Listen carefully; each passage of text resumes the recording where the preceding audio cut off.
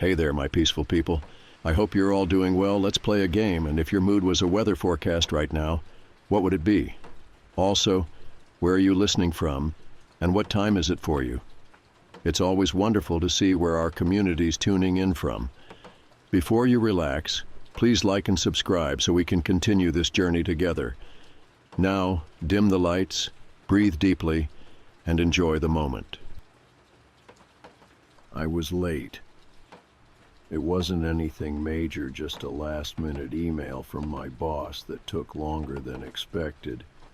Still, by the time I shut down my computer and grabbed my bag, my usual 6:15 train had already left. I sighed and made my way to the platform, pulling my coat tighter around me. The station was quieter than usual, a little eerie with fewer people lingering under the harsh fluorescent lights. It wasn't a big deal, just a later train. The 6:45 pulled in, brakes screeching, and I stepped inside, finding a window seat in the middle of the car. The train smelled like metal and old upholstery, and the usual flickering light overhead did nothing to help my headache.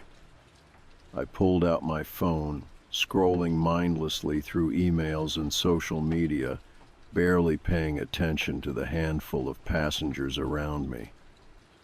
That was when I felt someone sit down next to me. Not across, not diagonally right next to me. I stiffened. The train was half empty, yet this person had chosen the seat directly beside mine. I turned slightly, just enough to glance at them without being obvious. A man, mid-40s maybe, with neatly combed brown hair and a clean-shaven face. He looked normal, like the kind of guy you'd see at a PTA meeting or working in an office downtown. I was about to slide my bag between us as a barrier when he spoke. I was wondering why you weren't on the 6:15 today. The words hit me like ice water. My fingers clenched around my phone. I turned my head fully, staring at him now. His face held a polite, almost friendly smile, like we were old acquaintances catching up. I had never seen him before in my life. "Excuse me?" I said carefully. He tilted his head, like I was the one being weird. "You usually take the 6:15, but you weren't there today." A prickle of unease crawled up my spine. Most people don't even notice the other passengers on their commute, let alone memorize someone's schedule. I forced out a small, uncomfortable laugh. "I think you have me mixed up with someone else." His smile didn't fade. "No, I don't think so." My stomach twisted. I turned back to my phone, pretending to type something, but my mind was racing. Who was this guy? Maybe he just took the same train as me regularly and recognized me from that. That would be normal. But why would he know my exact train? I glanced up at the reflection in the window, trying to see him without turning my head. He was still looking at me. I needed to get off at the next stop. The train rattled along, the lights overhead buzzing faintly. I focused on my breathing, trying to ignore the way my hands were shaking. The next stop was only 2 minutes away. I could get off, wait for the next train, and lose him in the crowd. Just as I convinced myself to move, he spoke again. "You usually sit 2 rows ahead," he said, "by the window, near the exit." My blood ran cold. I felt my pulse in my throat, pounding so hard I thought I might be sick. He wasn't just on the same train as me, he had been watching me. every detail, every habit. I swallowed hard and forced a smile, gripping my bag. Well, I guess I'm a creature of habit. I stood up, maybe too fast, maybe too obvious, but I didn't care anymore. The train was slowing down for the next stop, and I moved toward the doors, heart hammering. I could feel his eyes on me. I didn't turn around. The second the doors slid open, I stepped out onto the platform, nearly colliding with an older woman as I rushed forward. Just keep walking, just blend into the crowd. The train doors beeped, signaling they were about to close. I chanced a glance over my shoulder. The man was still in his seat, still smiling. The doors shut. The train pulled away. I exhaled, shaking from head to toe. Maybe that was it. Maybe he was just some harmless weirdo with bad social skills. But as I walked toward the station exit, one thought gnawed at the back of my mind. How long had he been watching me? I walked out of the station quickly, keeping my head down, trying to shake the uneasy feeling crawling up my back. The air outside was crisp, but my skin was clammy, my thoughts racing too fast to make sense of. That man on the train. I kept replaying what he said, the way he said it. He hadn't seemed threatening, not in the obvious way. His voice was calm, casual, like we were old co-workers or distant acquaintances. But we weren't. I didn't know him. And yet, he knew me. I reached into my coat pocket, gripping my keys like a weapon as I hurried toward my apartment building. This was fine. It was nothing.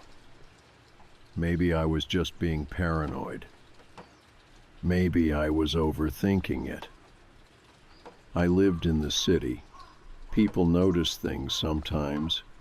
Maybe I had just gotten so used to my routine that someone else picked up on it too. That didn't explain why he knew exactly where I usually sat. I reached my apartment complex and let myself inside, locking the door behind me. I exhaled, forcing myself to loosen my grip on my keys. My hands were shaking. I didn't want to think about it anymore. I kicked off my shoes and tossed my bag on the couch. My apartment was small but comfortable, one bedroom, decent kitchen, second floor unit in a quiet building. I used to love coming home. It was my safe place. Tonight, it didn't feel that way. I kept the lights on as I moved through the space, checking the lock on my windows even though they'd been shut all day.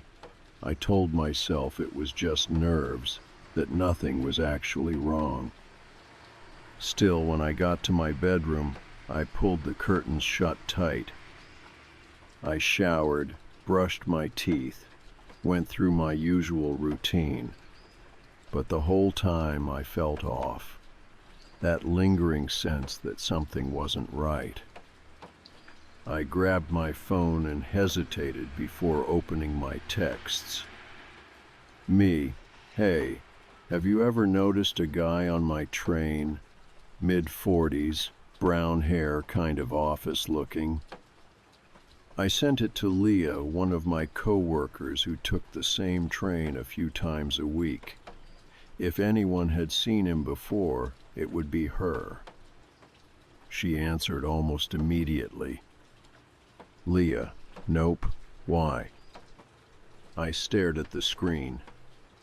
Me, some guy on the train today knew my schedule, said he noticed I wasn't on the 6:15. The typing bubble appeared, then disappeared. Then, Leah, that's creepy as hell. Who was he? Me, no idea. I've never seen him before. Another pause. Leah, I don't like that. Neither did I. I tossed my phone on the nightstand, trying to push the conversation out of my mind. Maybe I just needed sleep. I got into bed, pulling the covers tight around me. The room was dark, the only light coming from the faint glow of my alarm clock. I closed my eyes and forced myself to breathe deeply. It was fine. Just a weird guy. Just a weird conversation. I was fine. I must have dozed off because the next time I opened my eyes, my room was completely still. The clock on my nightstand read 3:12 a.m. I turned over, pulling the blanket higher, but something felt wrong. I wasn't sure why at first. Then I noticed it. A faint glow. Not from my alarm clock.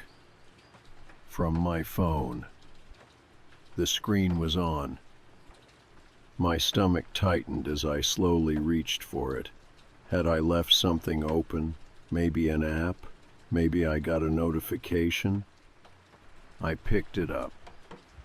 The screen was unlocked, and a message thread was open. My message thread. The one with Leah. I sat up fast, my heart hammering. I hadn't opened it. I knew I hadn't. My last message was still there, the one about the man on the train, but now there was another message beneath it. A new one. One I didn't send. A single word. Why? My breath caught in my throat. I stared at the message, my entire body locking up. I didn't send that. I did not send that. My hands felt cold as I checked the time. The message had been sent at 3:07 a.m. 5 minutes ago.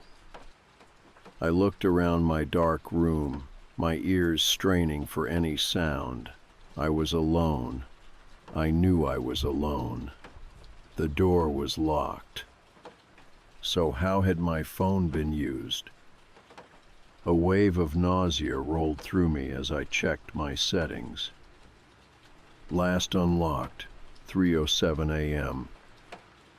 I set the phone down on my nightstand, my breathing uneven. I needed to think. I needed to be rational. Maybe my phone glitched. Maybe it auto-corrected and sent something by accident. But I knew that wasn't true. I hadn't touched my phone. I was asleep. I sat frozen, listening to the silence in my apartment. And then I heard it. A soft creak. Not from inside my room.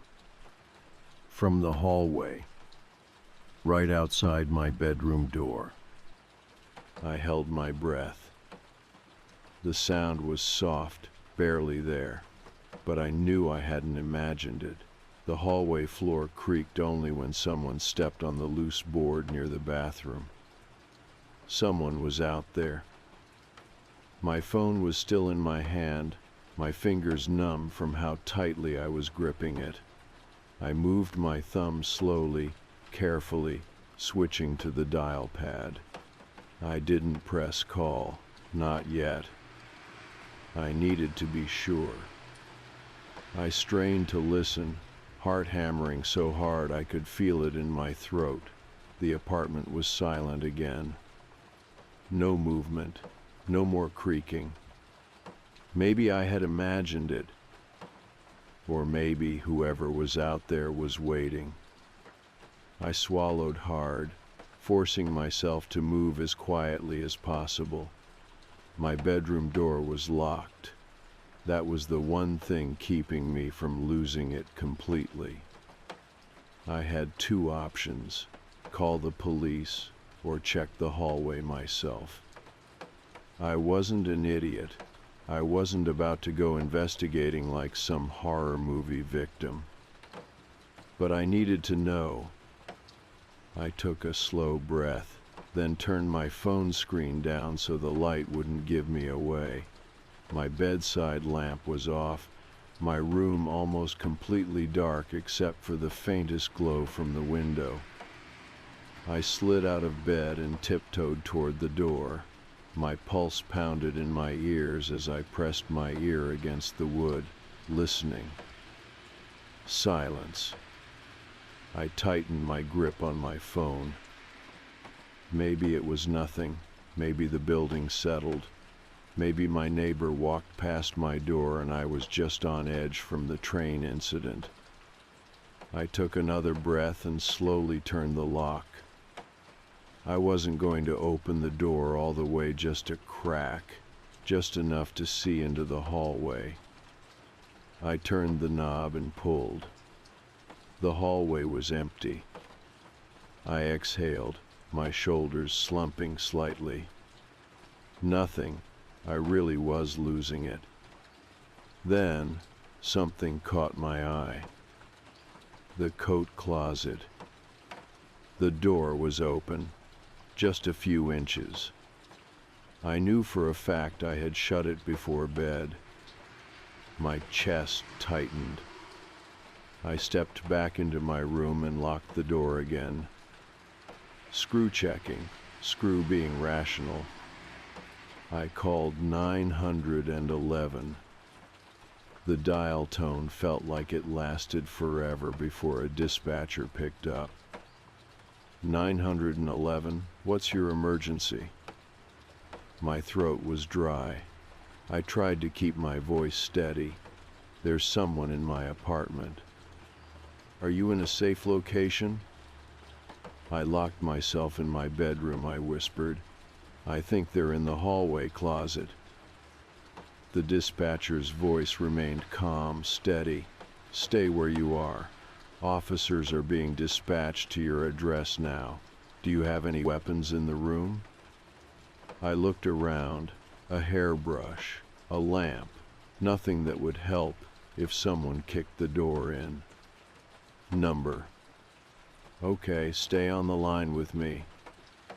I pressed my back against the wall, gripping my phone so tightly my knuckles ached. My entire body was locked up, every muscle tense, waiting for something to happen.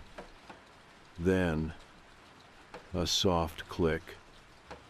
Not from my bedroom door. From the hallway. The closet door. My breath caught. I clamped a hand over my mouth, trying to keep my breathing silent. A slow creak followed. Someone was stepping out. I shut my eyes, willing my body to disappear into the darkness of my room. The dispatcher's voice was quiet in my ear. The officers are 3 minutes away. Do you hear anything? I barely nodded before realizing she couldn't see me. Yes, I whispered. I listened, waiting for footsteps, for a shadow under the door. But there was nothing. Nothing at all. That was worse. Then my door handle moved. Not violently, not like someone was trying to force their way in. Just testing. My stomach flipped, bile rising in my throat. I held my breath so hard my lungs burned. Another second passed, then 2, then 3. The handle stopped moving. Silence. I had never felt time move so slowly in my entire life. Then knocking. Not at my bedroom door. At my apartment door. "This is the police," a deep voice called. "Holloway PD." If anyone is inside, identify yourself. I heard it before I heard the footsteps. A single quick shuffle. Then, the sound of my front door unlocking. I sucked in a breath. They were leaving. "Ma'am," the dispatcher said, "officers are entering your apartment now. Stay where you are." I didn't move, couldn't move. Then, finally, I heard footsteps in my hallway, but this time they were heavy, purposeful. A knock at my bedroom door. "Holloway PD, you're safe now." My whole body sagged. I scrambled to my feet, fumbling with the lock, and yanked the door open. 2 officers stood there, 1 man, 1 woman, both in uniform. "Are you hurt?" the woman asked. I shook my head, my mouth too dry to speak. The male officer moved past me, sweeping a flashlight over the hallway. "Your front door was unlocked when we got here," he said. "Do you always leave it that way?" "No," I croaked. "It was locked. I checked before bed." The officers exchanged a glance. "Whoever was in here left the second they heard us," the female officer said. "They knew exactly what they were doing." My stomach turned. The male officer walked toward the coat closet. He shined his flashlight inside, then let out a slow breath. "You're gonna want to see this," he muttered. I stepped forward cautiously. Inside the closet, there was a small hole in the back wall. Not large, maybe the size of a fist, but it wasn't just a hole. It was peeled away drywall. Someone had been in there before. They had been watching me. The female officer turned back to me, her expression unreadable. "Do you have anywhere else to stay tonight?"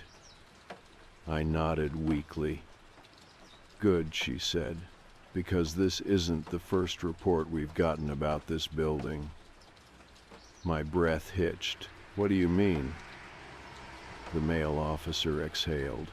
"There's been other calls," he admitted, "mostly single women, strange noises, missing food, open doors, always the same thing, someone watching but no forced entry." I wrapped my arms around myself, feeling suddenly exposed. "We'll do a full sweep," the female officer assured me, "but I'd strongly recommend finding another place to stay for a while." I didn't argue. I packed a bag that night and left with the officers. I never went back. A few months later, I checked the apartment listings for my old building. Apartment 2 was up for rent again, and I wondered how long it would take for the next tenant to realize they weren't living alone.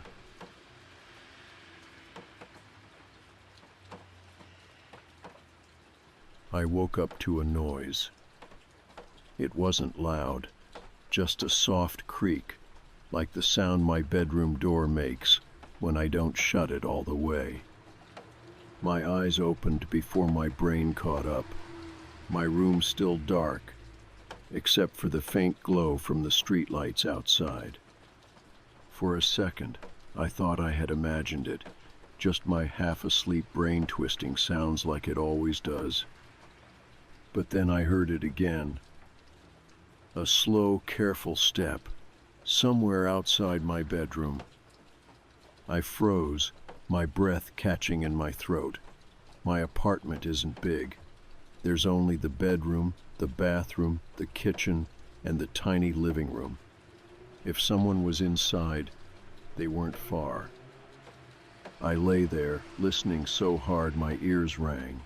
Nothing, just silence. Maybe I had left the window open and the wind had shifted something. Maybe the fridge made a noise. I almost convinced myself of that. Almost, until I heard another step, this time closer. My stomach clenched, the kind of deep, instinctual fear that makes your limbs go numb before your brain even processes what's happening.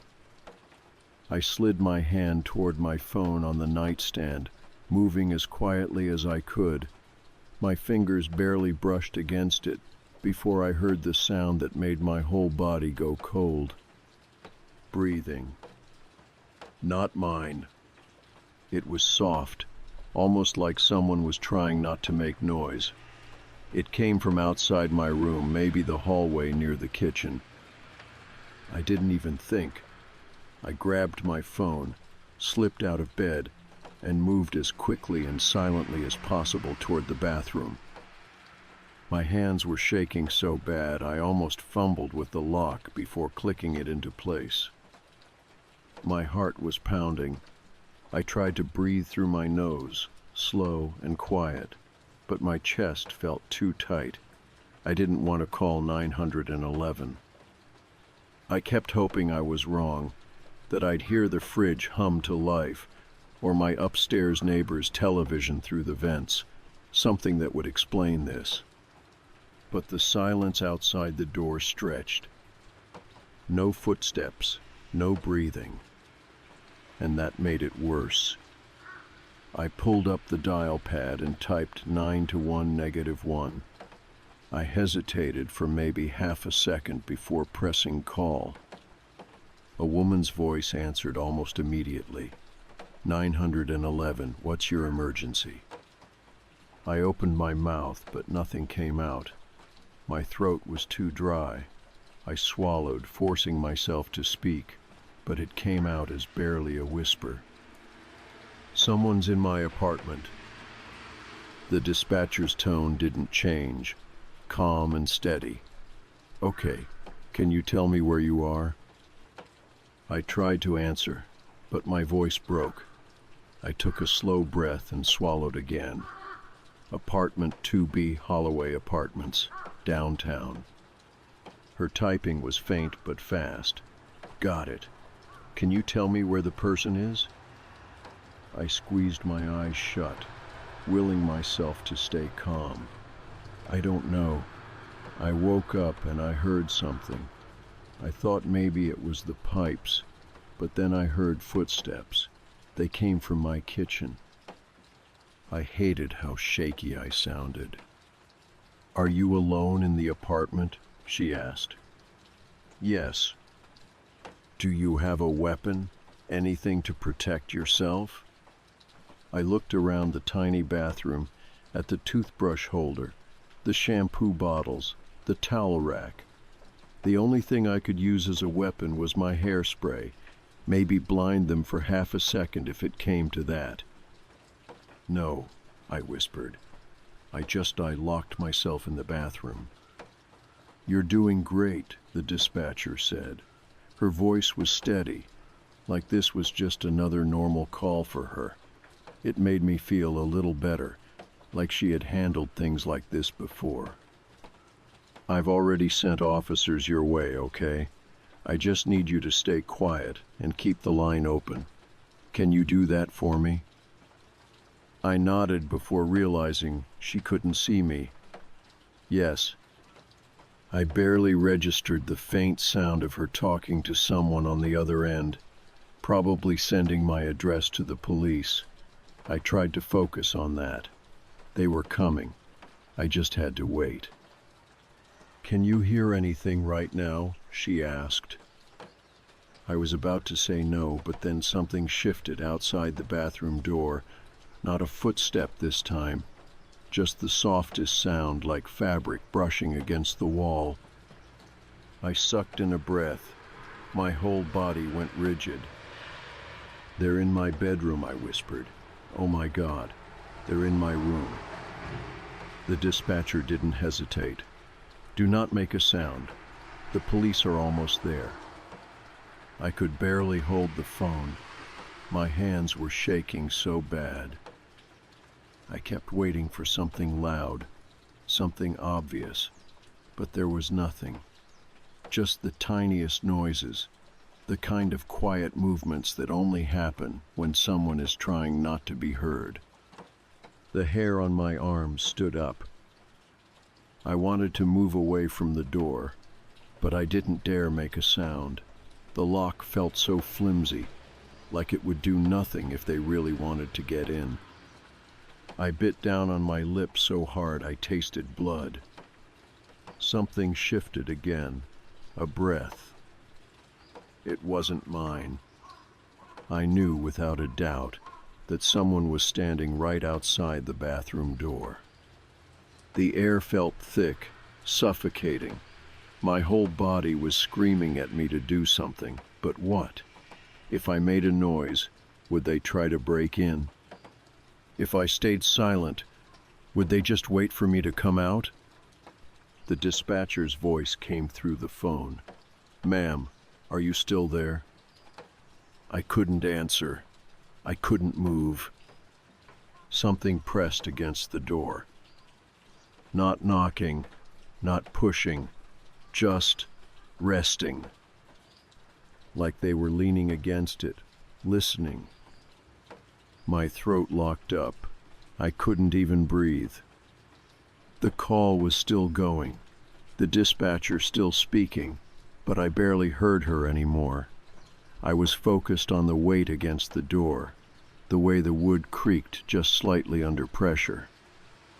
My fingers tightened around the phone. Then, just as suddenly as it came, the weight lifted. Silence. The air felt thick and heavy, pressing against my chest. I listened so hard my ears rang, but I couldn't hear anything. No movement, no breathing, just the distant hum of the fridge in the kitchen. Had they left? I forced myself to take a slow, quiet breath. My fingers hovered over the lock, but I couldn't bring myself to turn it. Then I heard it. A soft click. It wasn't my door. It was coming from the other side of the apartment. The front door. I gripped the phone so tight my knuckles ached. The dispatcher's voice cut through the ringing in my ears. "Ma'am, the police just arrived outside your building. Are you able to get to the door?" I still couldn't move, because I knew, without a doubt, that my front door had just been locked. From the inside. I didn't move. The apartment was silent again, but I knew I wasn't alone. The dispatcher's voice was still coming through the phone, calm and steady. "Ma'am, the officers are outside. Can you get to the door?" I couldn't answer. My throat was locked up, my fingers gripping the phone so tight my nails dug into my palm. I kept staring at the bathroom door, waiting for something. A shadow to pass underneath, the handle to turn. Something to confirm that whoever had been in my apartment was still there. But nothing happened. The seconds stretched. My ears strained for any sound, footsteps, breathing, anything, but there was nothing but the faint hum of my fridge and the slow drip of the shower behind me. I swallowed hard. My tongue felt dry like sandpaper. "Ma'am?" The dispatcher's voice was still level, but I could hear the slight shift in her tone, the edge of urgency. I forced myself to take a breath, then another. I had to move. I couldn't just stand there waiting. "Someone locked my door," I whispered finally, from the inside. There was a pause on the other end. "Are you absolutely sure?" I nodded before realizing she couldn't see me. "Yes, I heard it.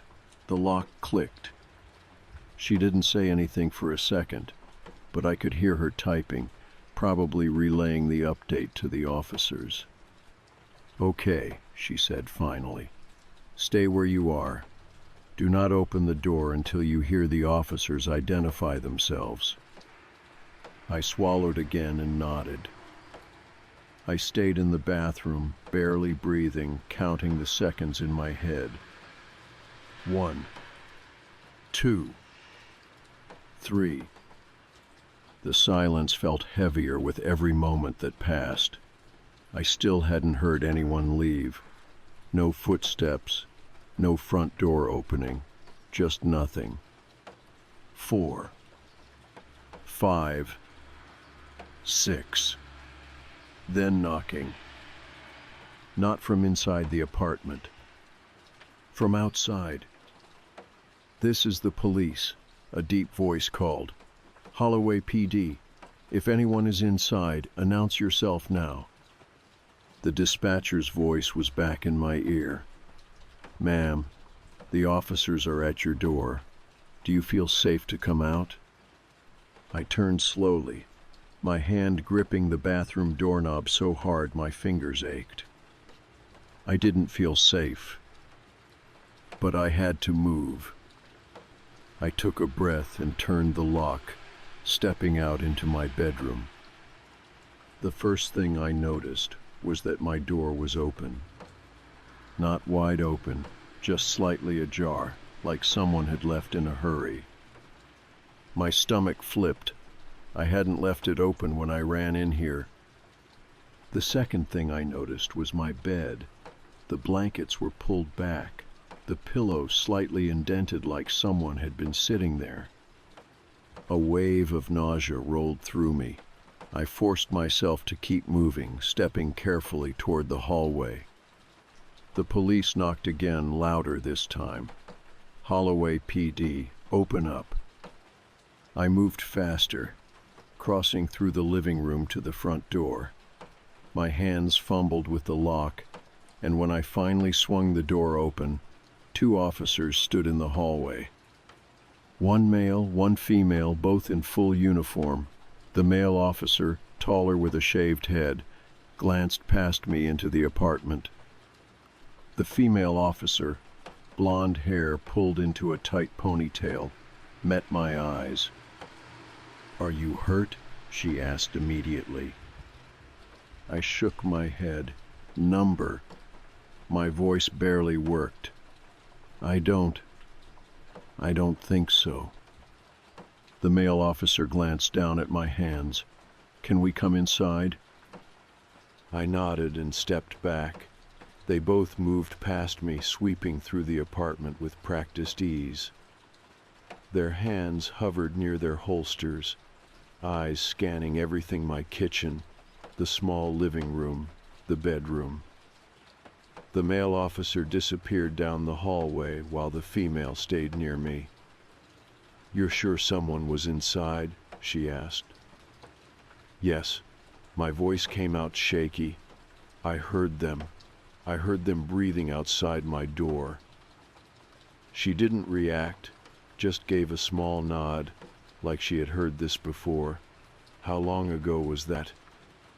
"Right before you knocked, and I heard my front door lock." Her head tilted slightly, eyes flicking toward the door as if she could see something I couldn't. "From the inside?" "Yes." Before she could say anything else, the other officer came back from the bedroom. "Clear," he said. "No sign of forced entry, no sign of anyone inside." The female officer nodded, then looked at me again. "Do you live alone?" "Yes." "Do you have a key hidden outside? Anyone else who might have access to your apartment?" "Number no one." She studied my face for a second, then turned toward her partner. "Check the security cameras. I want to see if anyone left the building in the last 10 minutes. He nodded and stepped out, leaving just the 2 of us standing in my living room. The apartment suddenly felt too quiet. I wrapped my arms around myself, realizing for the first time how cold I was. The adrenaline was fading, leaving behind a sharp, sickly exhaustion. The officer seemed to notice. "Can you walk me through everything that happened, start to finish?" I took a breath, my hands still shaking. I woke up to a noise. At first I thought it was nothing, but then I heard footsteps. Someone was in my kitchen. Locked myself in the bathroom and called 911. She nodded. Did you actually see anyone? I shook my head. Number, but I heard them breathing. They were right outside the door. She didn't say anything for a moment, just scanned the apartment again like she was mentally putting together the pieces. Did you notice anything missing? She asked. I blinked. I hadn't even thought about that.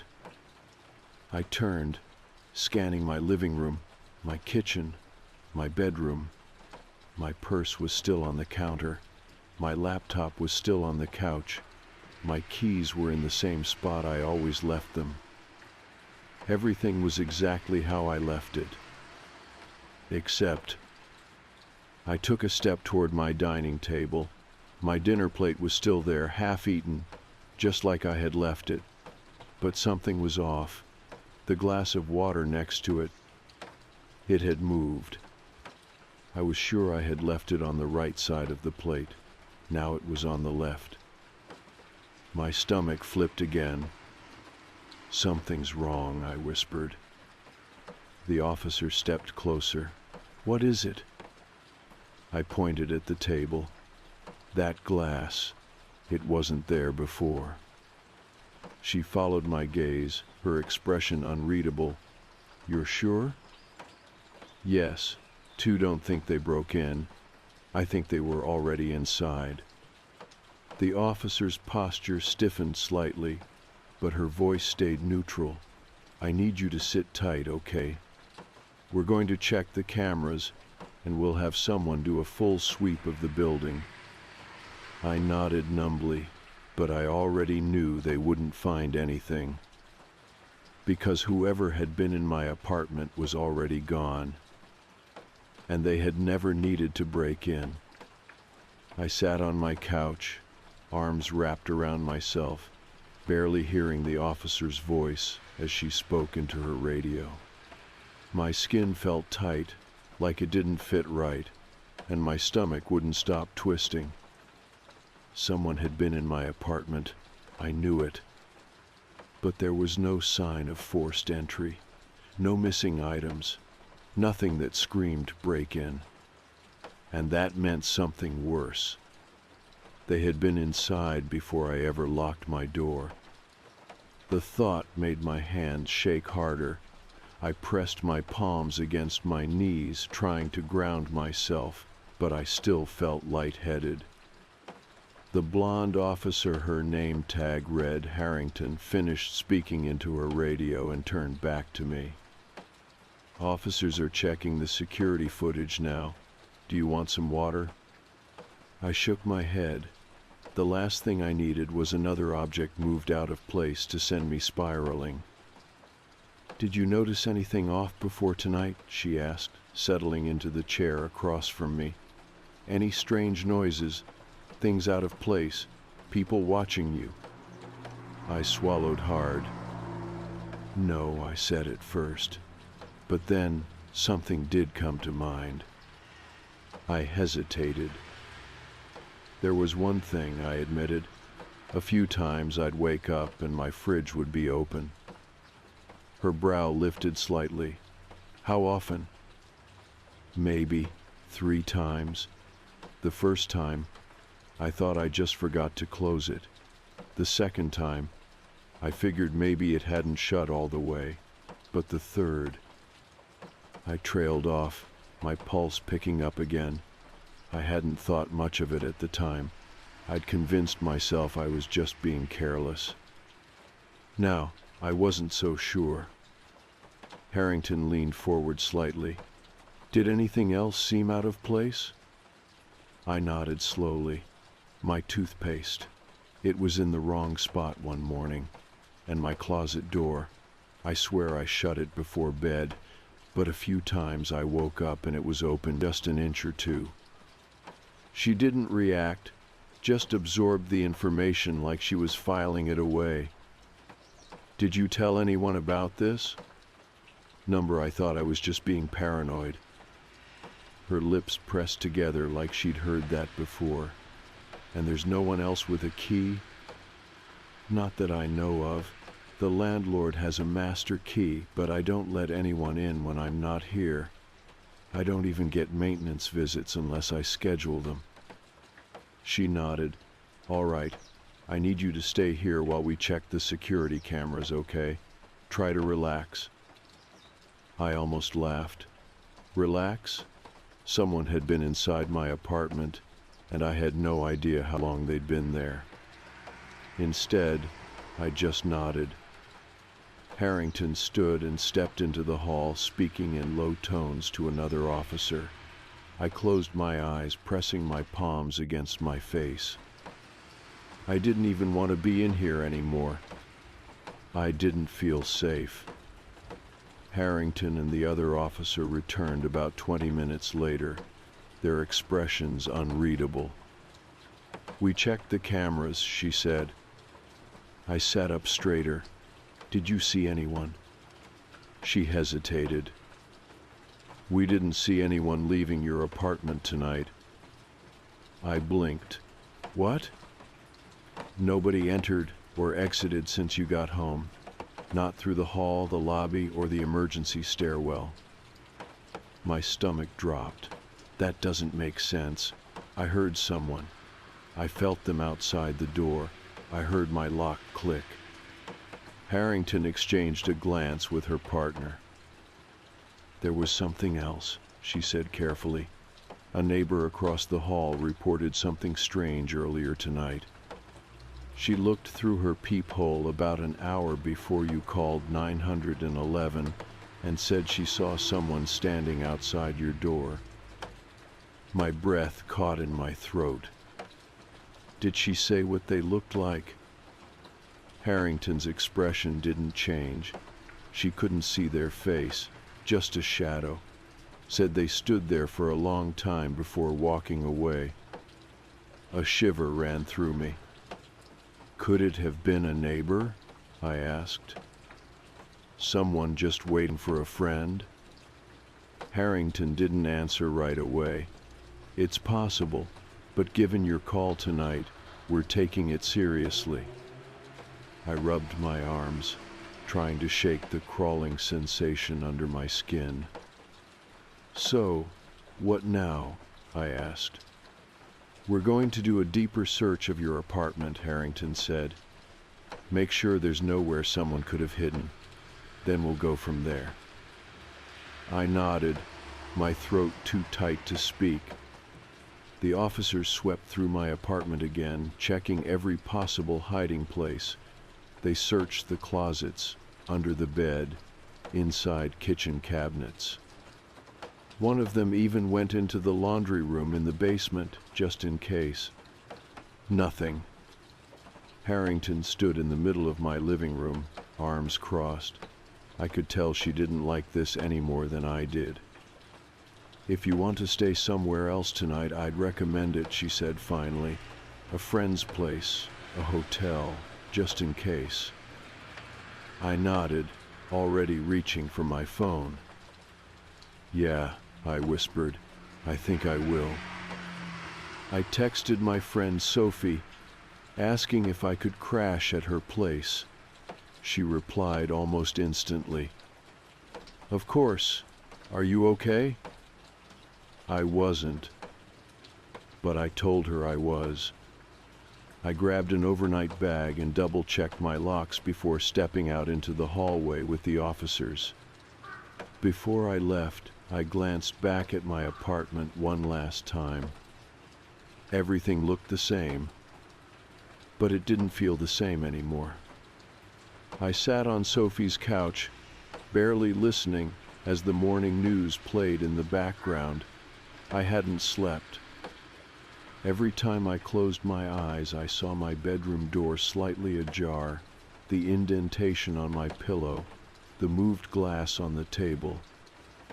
Harrington had texted me an hour ago with an update.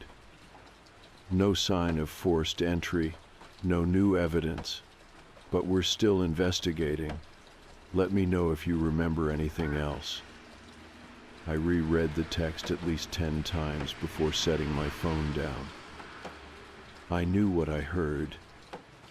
I knew what I felt. And I knew without a doubt that someone had been in my apartment. I just didn't know how. I took a deep breath as I stared at my phone, rereading Officer Harrington's last message. No sign of forced entry, no new evidence. But we're still investigating. Let me know if you remember anything else. I set my phone down on Sophie's coffee table, my hands still shaking slightly. She sat next to me, watching with a worried expression. "You're not going back there, right?" she asked. I hesitated. The thought of stepping foot in that apartment again made my skin crawl. "I don't know," I admitted. "I have to get my stuff at some point." "You're staying here as long as you need to," Sophie said firmly, "and we'll figure something out." I nodded, but I wasn't sure what there was to figure out. The police had found nothing. No sign of a break-in, no evidence of a stalker, nothing on the security cameras. It was like nothing had happened at all. Except it had. I knew it. I just had to prove it. After Sophie fell asleep, I laid awake on her couch, staring at the ceiling. My mind kept replaying everything that had happened: the footsteps, the breathing outside the bathroom door, the way my front door had locked itself. Something wasn't adding up. I sat up, grabbed my phone, and opened my messages. "Me, did you check behind the walls?" Harrington didn't answer right away. It was almost 3 a.m., so I wasn't expecting a response. But a few minutes later, my screen lit up. "Harrington, what do you mean?" "Me, is there any way someone could have been inside my apartment without using the front door? Like a crawl space or maintenance access?" There was a long pause before she responded. "Harrington, we didn't see anything obvious, but I'll check with the building manager."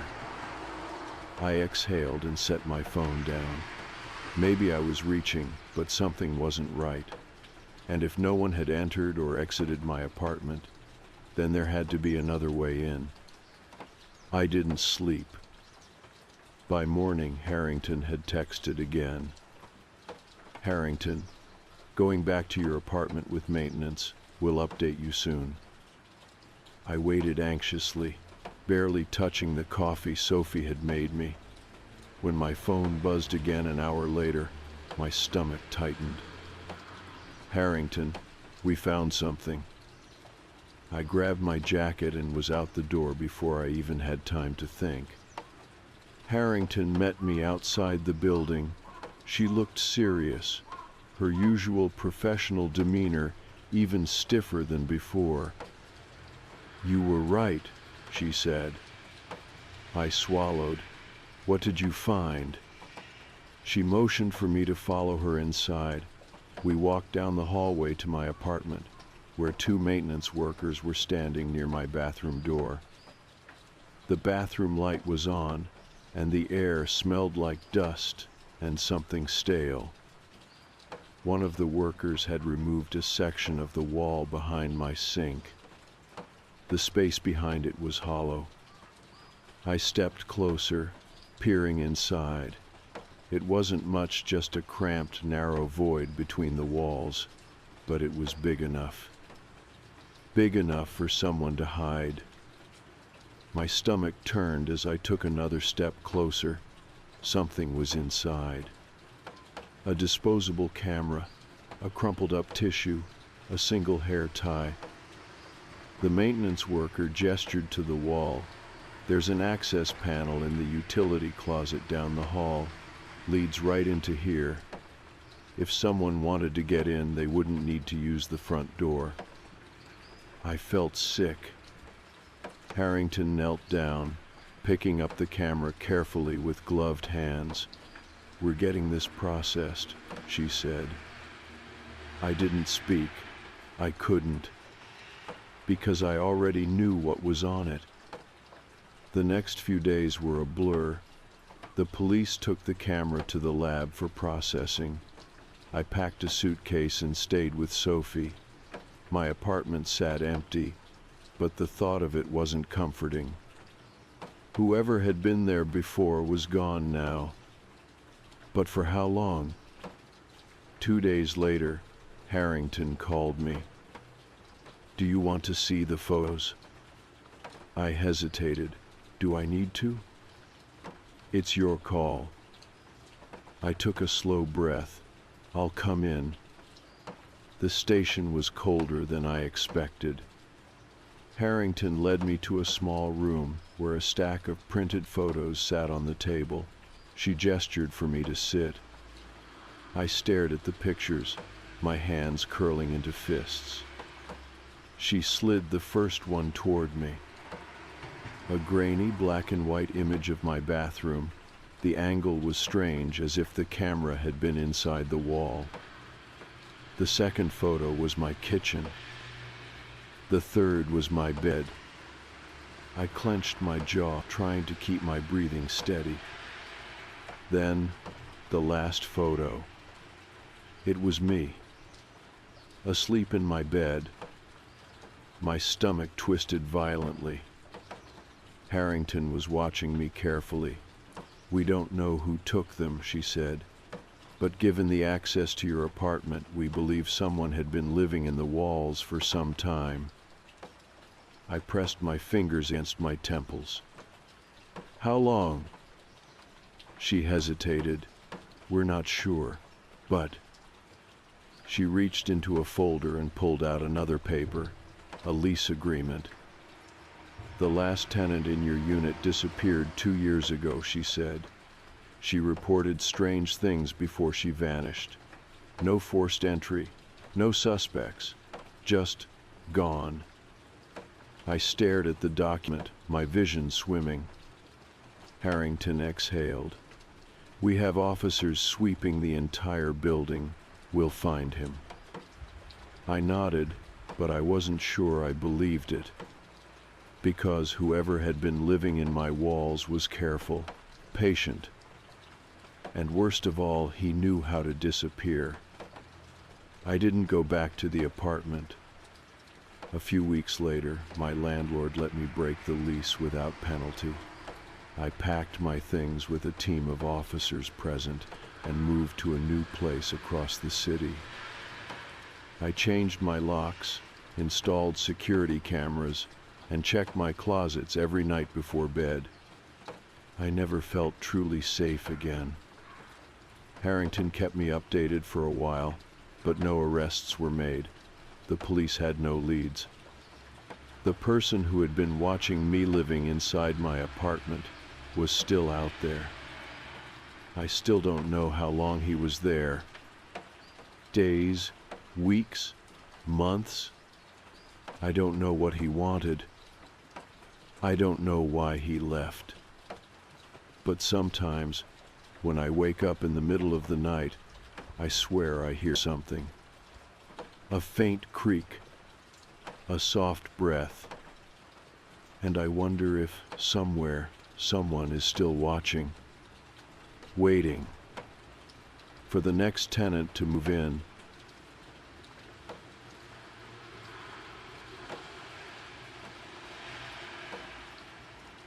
I don't know if I'm overreacting. That's what I keep telling myself anyway.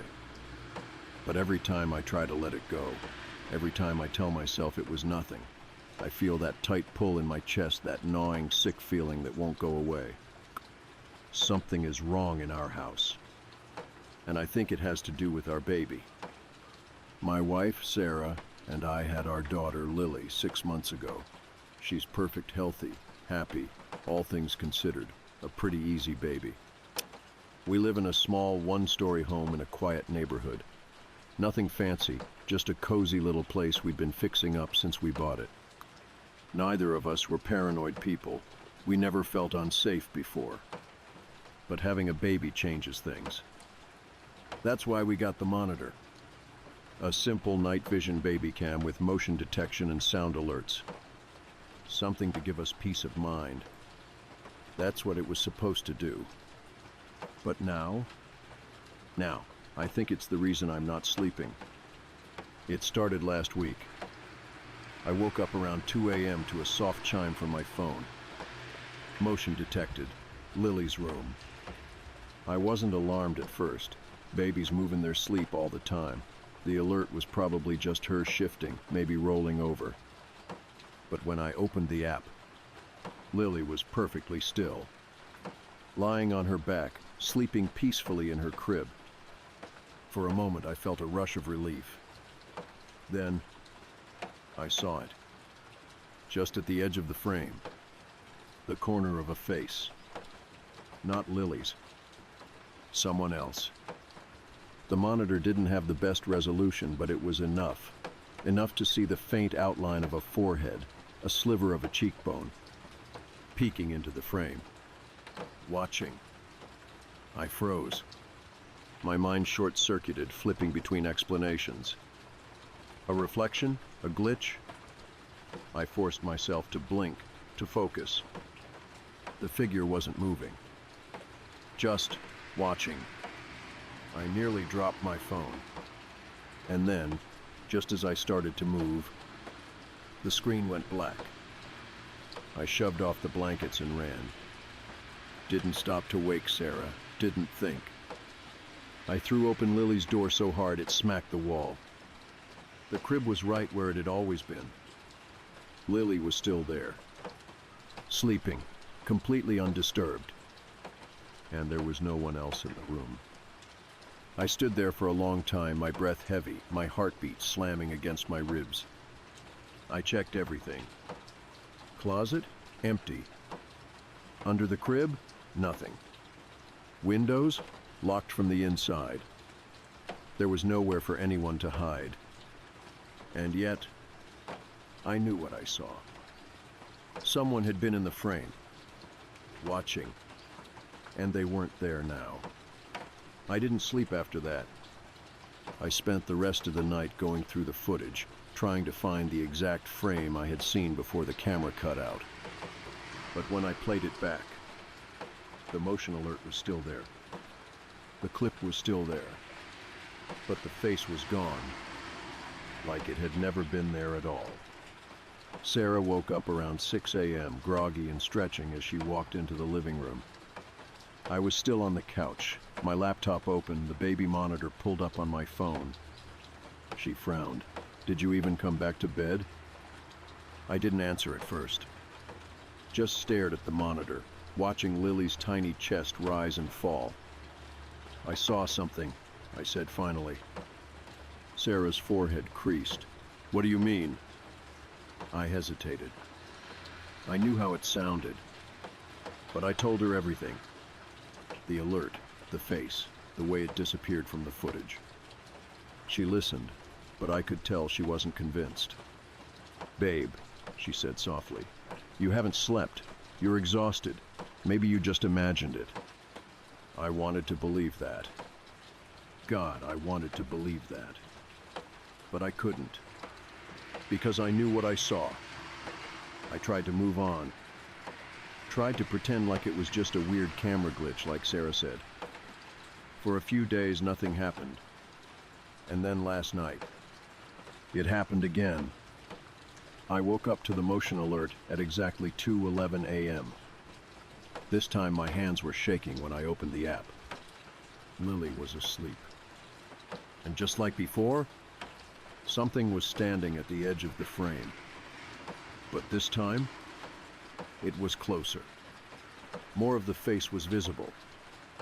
A sliver of a jawline, a shadowed eye socket. And the worst part? It was lower this time. Like it was leaning into the crib. Like it was whispering something. I couldn't move. Couldn't breathe. The screen flickered. And then, Lily stirred. Her little head turned to the side. and she smiled. I ran. I don't even remember getting out of bed. By the time I reached the nursery, my hands were already on the doorknob, already twisting. But the second I stepped inside, I stopped cold. Because Lily wasn't alone. There was something in the crib with her. I barely processed what I was seeing. A hand, resting gently on her blanket. A hand that wasn't mine. That wasn't Sarah's. That wasn't anyone's who was supposed to be here. I don't remember pulling Lily out. Don't remember grabbing her so fast she let out a startled cry. The second she was in my arms, I turned the light on. And there was nothing there. No hand. No one. Just an empty crib. Sarah ran in bleary-eyed and panicked. What happened? I couldn't speak. Just held Lily close, still feeling that phantom hand resting over her. Sarah took one look at me, then at the crib, and her expression changed. For the first time, I saw fear. I didn't sleep last night. I sat in the living room holding Lily, watching the monitor like my life depended on it. Sarah sat beside me, silent, wide awake too. Neither of us spoke. Neither of us asked the obvious question. Who was in the room with our daughter? I don't know what to do. Sarah wants to call the police, but what do we even say? That something is watching our baby? That it might not be human? That it might be someone inside the house? I don't know what's worse. The idea that something is breaking in at night, or the idea that something never left. I sat on the couch, holding Lily against my chest, her tiny body rising and falling with soft, steady breaths. Sarah sat beside me, rigid, her eyes glued to the baby monitor. Neither of us had spoken in over an hour. We were both waiting for something to move, waiting for something to come back. But the screen stayed still. The crib was empty. Sarah was the one who finally broke the silence. We need to call someone. Her voice was hoarse. We need to. Tell them what? I interrupted, my grip tightening around Lily. That something is in the house? Sarah rubbed her arms like she was trying to shake something off. You saw it too, the hand, the face on the monitor. This isn't just a glitch or our imagination. I swallowed. She was right. I hated that she was right. Because if we weren't imagining this, if it wasn't a trick of the light or some camera malfunction, that meant it was real. And if it was real, that meant someone was in the house with our baby. We checked everything. We moved through the house together, Lily clutched against my chest, searching every inch of the place. The closets. The attic. The crawl space beneath the house. We checked the windows, the locks, the security system logs. There was no sign of a break-in. No signs of forced entry. Nothing was missing, nothing was out of place. But we knew. We felt it. Like an echo in the air. Like something had been here, watching. And now it was waiting for us to fall asleep. By 5 a.m., Sarah gave up pretending we could act like everything was normal. She picked up her phone and dialed the police. She told them what we knew, no dramatics, no exaggeration. Just the facts. We had a baby monitor with night vision. We got an alert. We saw a face, a hand, someone in the crib. And when we went to check, there was no one there. The cops arrived within 20 minutes. 2 officers, a man and a woman, both looking like they'd heard 100 stories like this before. They searched the house, checked the locks, the windows, the vents. They asked if we had any enemies, anyone with a grudge, an ex, a disgruntled family member. We told them no. We weren't the kind of people who had enemies. We were just parents. Parents who had seen something impossible. After about an hour, the lead officer gave us a careful look. There's no sign of forced entry, he said. Nothing's been tampered with. He hesitated, scratching the back of his head. Sometimes when you're sleep-deprived, the mind. I cut him off. This isn't in our heads. Sarah held up her phone. We have footage. Look. She pulled up the clip from last night, the one that had woken me up. We watched together. The dim glow of Lily's nightlight. Her tiny figure asleep in the crib. The soft rustling sound. And then, the face. The officer stiffened. The woman beside him took a sharp step closer to the screen. Play that again, she said. We did. The same image, the same slow movement at the edge of the frame. The face, not completely visible, not in focus, but there, watching, not Lily, us. The officers exchanged a look. The male officer turned to us, his expression unreadable. We're going to do another sweep, he said. His tone was different now. Less skeptical, more cautious. Like he realized we weren't just paranoid parents. Like he knew something was off. They searched the house again, this time more carefully. Checking behind furniture, tapping on walls, testing the vents. We stayed in the kitchen, Lily cradled between us. Neither of us spoke. And then, a sound. A soft, muffled creak. The female officer turned sharply toward the nursery. That wasn't us, she said. My throat felt tight. We followed her to Lily's room, the air thick, heavy, suffocating. I didn't want to go back in, but I had to. The officer stood near the crib, head tilted slightly, like she was listening to something we couldn't hear. Then, she looked up. There was a vent above the crib, a small one screwed into the ceiling. The officer stepped onto the rocking chair and lifted a flashlight. Sarah gripped my wrist so hard her nails dug into my skin. The officer's light hit something. Something inside the vent. Something reflective. Something that moved. Everything happened at once. The officer cursed. The male cop rushed forward. Sarah let out a sharp gasp as the officer reached up, gripping the vent. I took a step back, my legs locking up, my arms tightening around Lily. The officer yanked, and the vent cover popped off. And then, something fell. It wasn't a person. Not exactly. It was a bundle of objects. A crumpled t-shirt, a plastic bottle, and a baby pacifier. Not ours. Not Lily's. Sarah made a small, choked sound. The officer crouched, picking up the pacifier with gloved hands. It was old, dingy, like it had been used by someone else's baby. A long time ago. Jesus, the male officer muttered, exhaling sharply. His partner stood, her face pale. This isn't the first time, she said. She turned to us, her mouth set in a grim line. You need to leave this house, tonight. The weight of her words settled in my chest. Sarah stared at her, unblinking. But why? Who? The officer hesitated. Then, carefully, I think someone's been here before. She looked down at the items again. Maybe someone's still here. I tightened my grip on Lily. Sarah grabbed my hand. We didn't argue.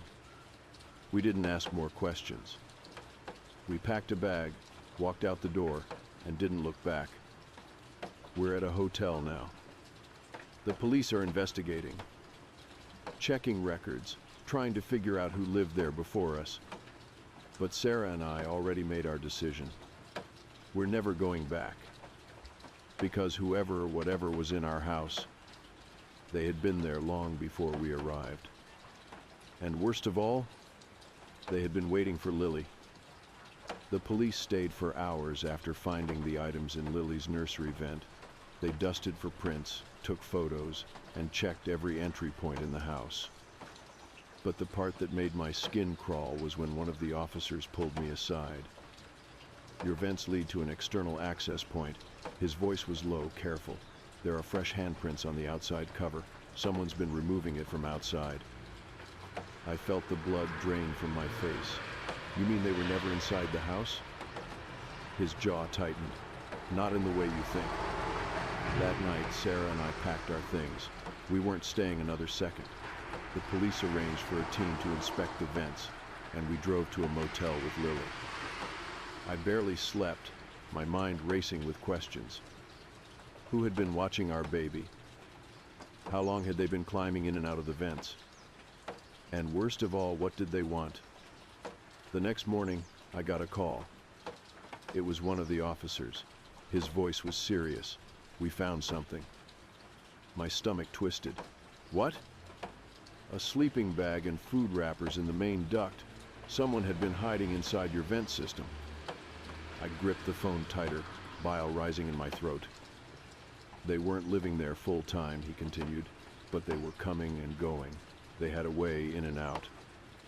I thought of Lily's smiling face on the baby monitor. I thought of the hand resting on her blanket. Someone had been whispering to her at night. I clenched my fists. "Did you catch them?" A pause. "Number." The house was now a crime scene. The police set up surveillance, hoping the intruder would return. But they never did. Whoever had been watching Lily was gone. And that terrified me even more. Because that meant they knew we were onto them. They were waiting for a better time. 2 weeks later, we officially moved out. I never stepped foot inside that house again. And I never checked the baby monitor again. But sometimes, late at night, I think about that motion alert. The face on the edge of the frame. The way Lily smiled at something I couldn't see. And I wonder, how close had we been to losing her?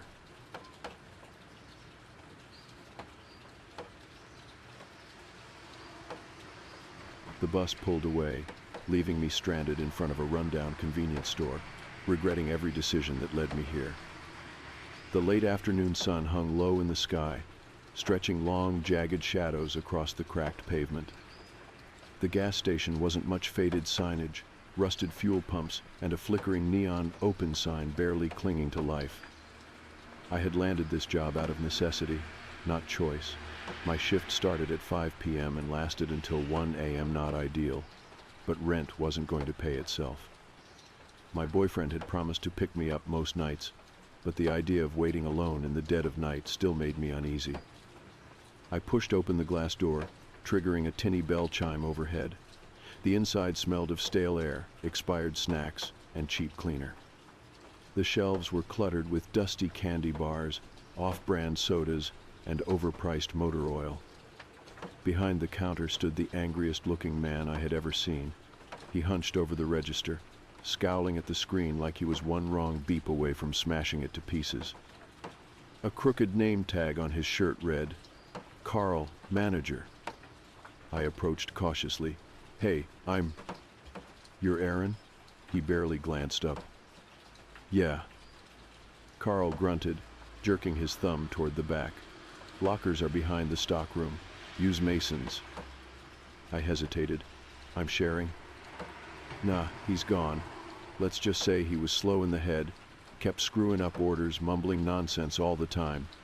We thought he was going to be a cheap hire, but he cost us more than he was worth. Useless." I clenched my jaw but nodded. "All right." Before I could walk away, the bell jingled again.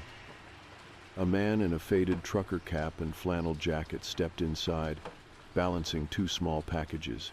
He turned toward me, offering a friendly smile. "You must be the new hire," he said in a light southern drawl. I returned the smile, relieved to see at least one decent person here. "Yeah, I just started." "Good to meet you." He set the packages down on the counter, and extended a hand. "I'm Tim. Do deliveries here a few times a day, but most of the time it's just you and Carl." He glanced at the manager, then back at me, lowering his voice. "Bless your heart," he muttered with pity, then left. Carl ignored him completely. I forced a tight-lipped smile and headed to the back. The locker room was cramped and stale, barely more than a glorified storage closet. 2 lockers sat against the wall labeled Tim and the other Mason. I pulled open Mason's locker, ready to toss my coat inside. And that's when I saw it. A small, battered notebook wedged into the back corner. Its cover was worn, edges curled, pages yellowed from use. I flipped through it absent-mindedly. Most of the pages were filled with doodle stick figures, swirling patterns, tiny animals. But the very first page was different. A grid, boxes and lines drawn with heavy strokes. It almost looked like a map. I squinted, recognizing the layout. It was the store. Each aisle was marked out in neat rows, the break room, the stock room, the locker room, all there. But there was something extra. An additional room, shaded in, attached to the locker room. I frowned. That wasn't right. The gas station had 3 back rooms. There wasn't a 4th. I glanced up, staring at the wall across from me. A filing cabinet stood against it, covered in old paperwork and stacked cardboard boxes. Curious, I nudged it forward. Just a solid wall. Then I heard footsteps. Approaching the locker room. I quickly shoved the cabinet back into place and turned as Carl stepped into the doorway. He leaned against the frame, eyes scanning the room before settling on me. "Your boyfriend's here," he muttered. I forced a nod. "Right, thanks." Carl didn't move as I walked past him. I could feel his gaze following me the entire way out. For the next week, something about that filing cabinet nagged at me. I never moved it again, but every time I walked into the locker room, my eyes drifted toward it.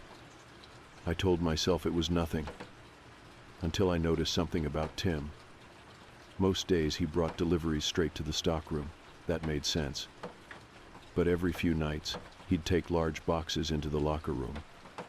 He always came out empty-handed, and whenever I checked after he left, the packages were nowhere to be found. One evening, I saw him carrying another mystery box toward the back. "Hey, Tim," I called casually. He stopped mid-step, forcing a smile. "Evening." "What's in the boxes?" His expression didn't falter, but I caught the slight shift in his stance. "Just extra inventory." He turned, taking the package toward the stockroom instead. But when I left that night, I saw him again. This time he was walking toward the locker room with the same box. That night, I moved the cabinet again. The wall wasn't just a wall. A faint square outline was carved into the floor. At one end of the square, a keyhole.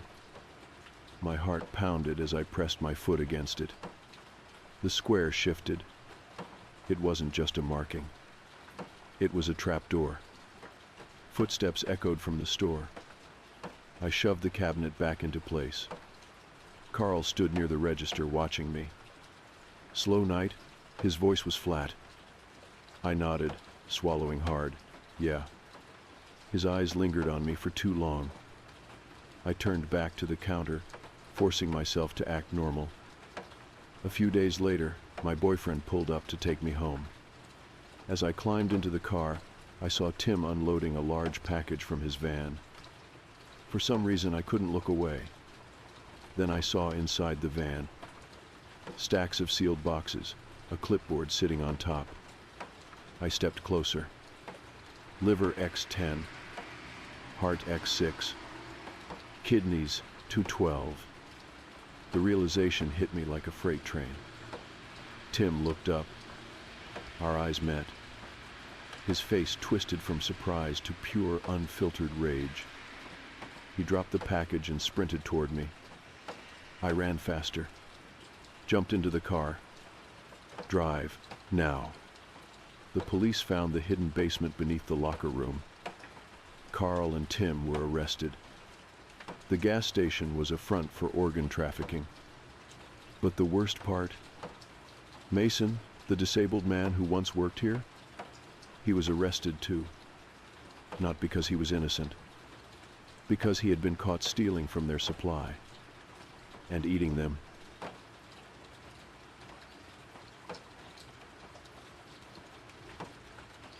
I was 12 the first time I stayed home alone.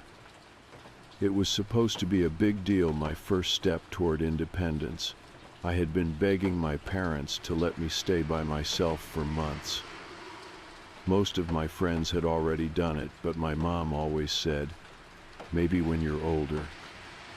That night, though, they didn't have much of a choice. My parents had a dinner party to attend, and our usual babysitter had canceled last minute. My mom was anxious about it, but my dad convinced her I'd be fine. He's 12. He knows how to use the microwave. He'll survive a few hours. Mom still hesitated. What if something happens? Then he calls us. I remember rolling my eyes. I had stayed home for an hour or two before, but never at night. That was the big difference, apparently. It was silly. Nothing bad ever happened in our neighborhood. At least, that's what I thought. They left around 7. I stood at the front door, watching their car disappear down the street, feeling that first rush of freedom. I could do whatever I wanted, eat whatever I wanted, watch whatever I wanted. No bedtime, no parents telling me to turn the television down. I made a microwave pizza, grabbed a can of soda, and parked myself on the couch. My mom had given me a long list of house rules before they left: no answering the door, no cooking on the stove, no calling friends over. I didn't plan on breaking any of them. I just planned on enjoying the silence. For the first hour, I did. And then I heard the footsteps. They came from upstairs. Soft, slow creaks against the wooden floorboards. At first, I thought maybe it was the house settling. That's what my dad always said whenever the walls popped or the pipes groaned. It's an old house, buddy. Old houses make noise. So I ignored it, turned up the volume on the television, and took another bite of my pizza. Then I heard it again. This time, closer. My stomach twisted. I hit pause on the remote, and the house fell silent. For a second, I thought I had imagined it. Then, creak. A slow, deliberate step. Right above me. I sat there, frozen, my soda can sweating in my hand. I didn't want to panic. I couldn't panic. I told myself to think logically. Maybe I had left a window open. Maybe the wind was pushing something across the floor. Number. That wasn't it. I would have heard the wind, and the sound was too precise, too intentional. Like someone was moving upstairs. My first thought was my parents. Maybe they had come back early. Maybe my mom had forgotten something. I turned and glanced at the front door, still locked. I glanced at the kitchen window. The driveway was empty. The house was empty. Except it wasn't. I stood up slowly, my heart pounding. I didn't know what to do. I was 12. I had never been in a situation like this before. My mind raced through every possible explanation. A burglar? No, that didn't make sense. Nothing had broken. No shattered windows, no forced door. My older brother playing a prank on me? No, that made even less sense. My brother was away at college. But someone was up there. I could feel it. I crept toward the base of the stairs, trying to keep my footsteps light. It was stupid. If someone really was up there, what was I going to do? Yell at them? Tell them to leave? My hands curled into fists. My legs felt shaky. Another step. Another creak above me. They were moving. I swallowed hard and glanced around the room. My eyes landed on the baseball bat leaning against the wall by the closet. My dad had bought it for me last Christmas, hoping I'd get into baseball. I never really did, but I was glad I had it now. I grabbed the bat and gripped it tight. My palms were sweaty. I took a slow breath. Then I started up the stairs. The hallway light was off, but the glow from the street lamp outside cast long shadows along the walls. The air felt different up here. Heavy, stale, like something was waiting. I took another step, then another. My bedroom door was half open. I could see inside my bed, my desk, my dresser. Everything looked normal. But then my stomach dropped, because my closet door was open too. And I knew for a fact that I had closed it before my parents left. I held my breath. My ears were straining so hard for any sound, I could hear my own pulse. The house was silent. Too silent. I took one more step forward. I was just outside my room now, the bat still clenched tight in my hands. I could see the inside of my closet just barely. The crack was too narrow to see much, but there was something in there. Not something. Someone. I knew it before my brain could even process it. There was a shape in the dark, a tall, thin shape. Standing inside my closet, facing the wall, motionless. My stomach twisted so hard, I thought I was going to be sick. I wanted to run. My body screamed at me to run. But I couldn't. I couldn't move. I just stood there, staring at the thing in my closet, waiting for it to turn around. I don't know how long I stood there. My feet felt glued to the floor. My heartbeat hammering so hard it felt like it was shaking my whole body. The closet door was open just enough for me to see inside. And I wasn't imagining it. There was someone standing in there. He wasn't moving. He wasn't making a sound. But I could see him. Tall, thin, pressed into the corner of my closet, facing the wall like a kid in timeout. His head was tilted slightly downward, his arms limp at his sides. Something about the way he was standing made my stomach twist. It was too still, like he had been there for a long time, like he had been waiting. I tried to convince myself I was wrong, that it was a pile of clothes, a shadow, that my eyes were playing tricks on me. But deep down, I knew the truth. There was a man in my closet, and he had been there the whole time. I gripped the bat tighter. I should have run. I should have screamed. But I didn't want to draw attention to myself. If he hadn't noticed me yet, maybe I could get away before he did.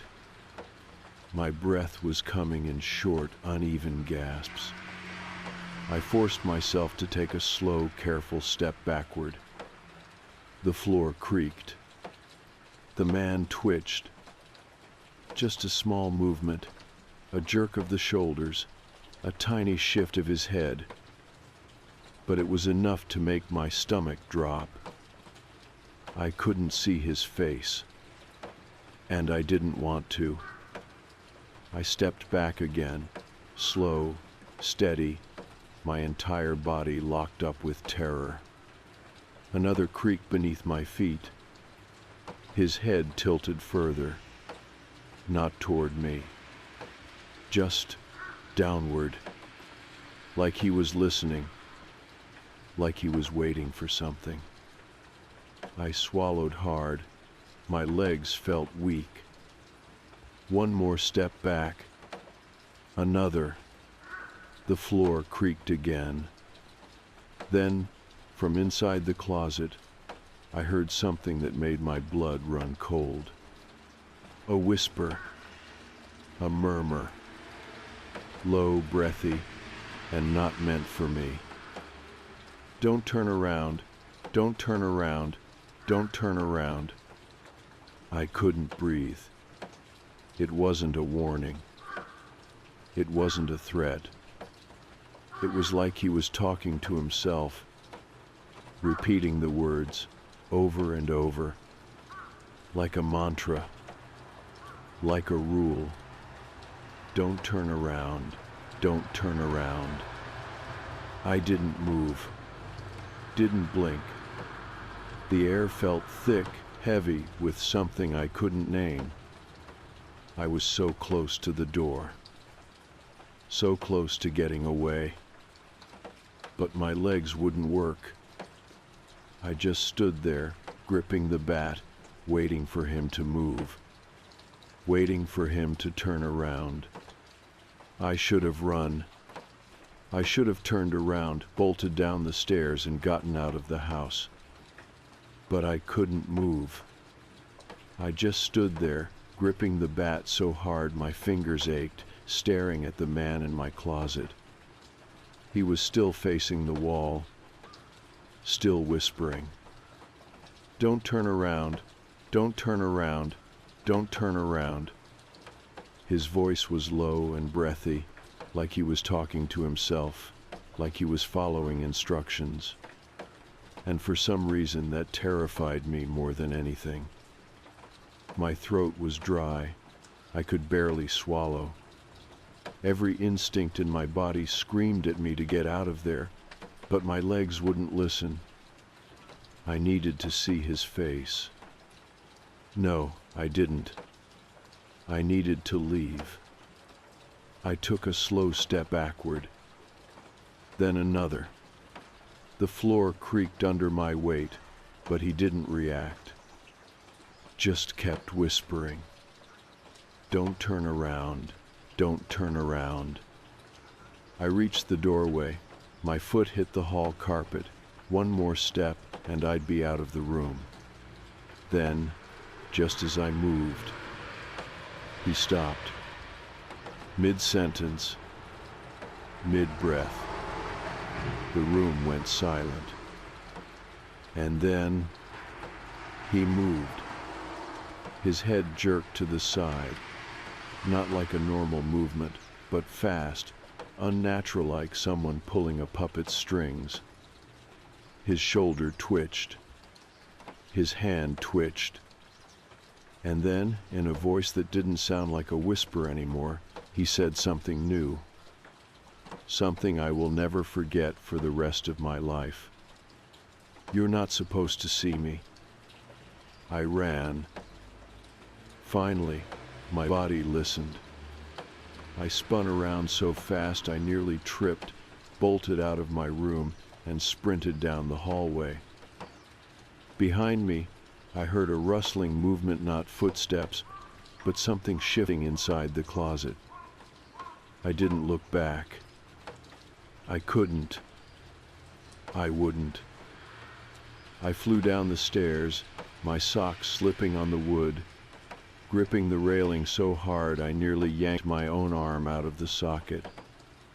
I didn't stop, didn't breathe, didn't even think. I just ran for the front door. My hands fumbled with the lock. My fingers were shaking so bad I could barely turn it. Then a noise upstairs. A creak. A footstep coming out of my room. I ripped the door open and screamed. I tore through the front door, my bare feet slamming against the cold concrete porch. I didn't stop. Didn't even think. I ran straight into the yard, sucking in sharp, panicked breaths, my legs moving faster than they ever had in my life. My heartbeat pounded in my ears, and my brain wasn't processing anything except get out, get out, get out. I didn't stop until I was halfway down the street. And then I finally turned around. The front door was still open. The hallway light glowed softly, spilling out onto the porch. But nothing moved. No footsteps. No shadow in the doorway. No man. Just my empty house, silent and waiting. I stood there, chest heaving, barefoot in the middle of my street, gripping the baseball bat like it was my lifeline. I didn't know what to do. I was 12. I had never been more scared in my life. I wanted to run to a neighbor's house, to pound on their door and beg them to call the police, but what was I even going to say? That there was a man in my closet? That he had been standing there for God knows how long, whispering to himself, not moving?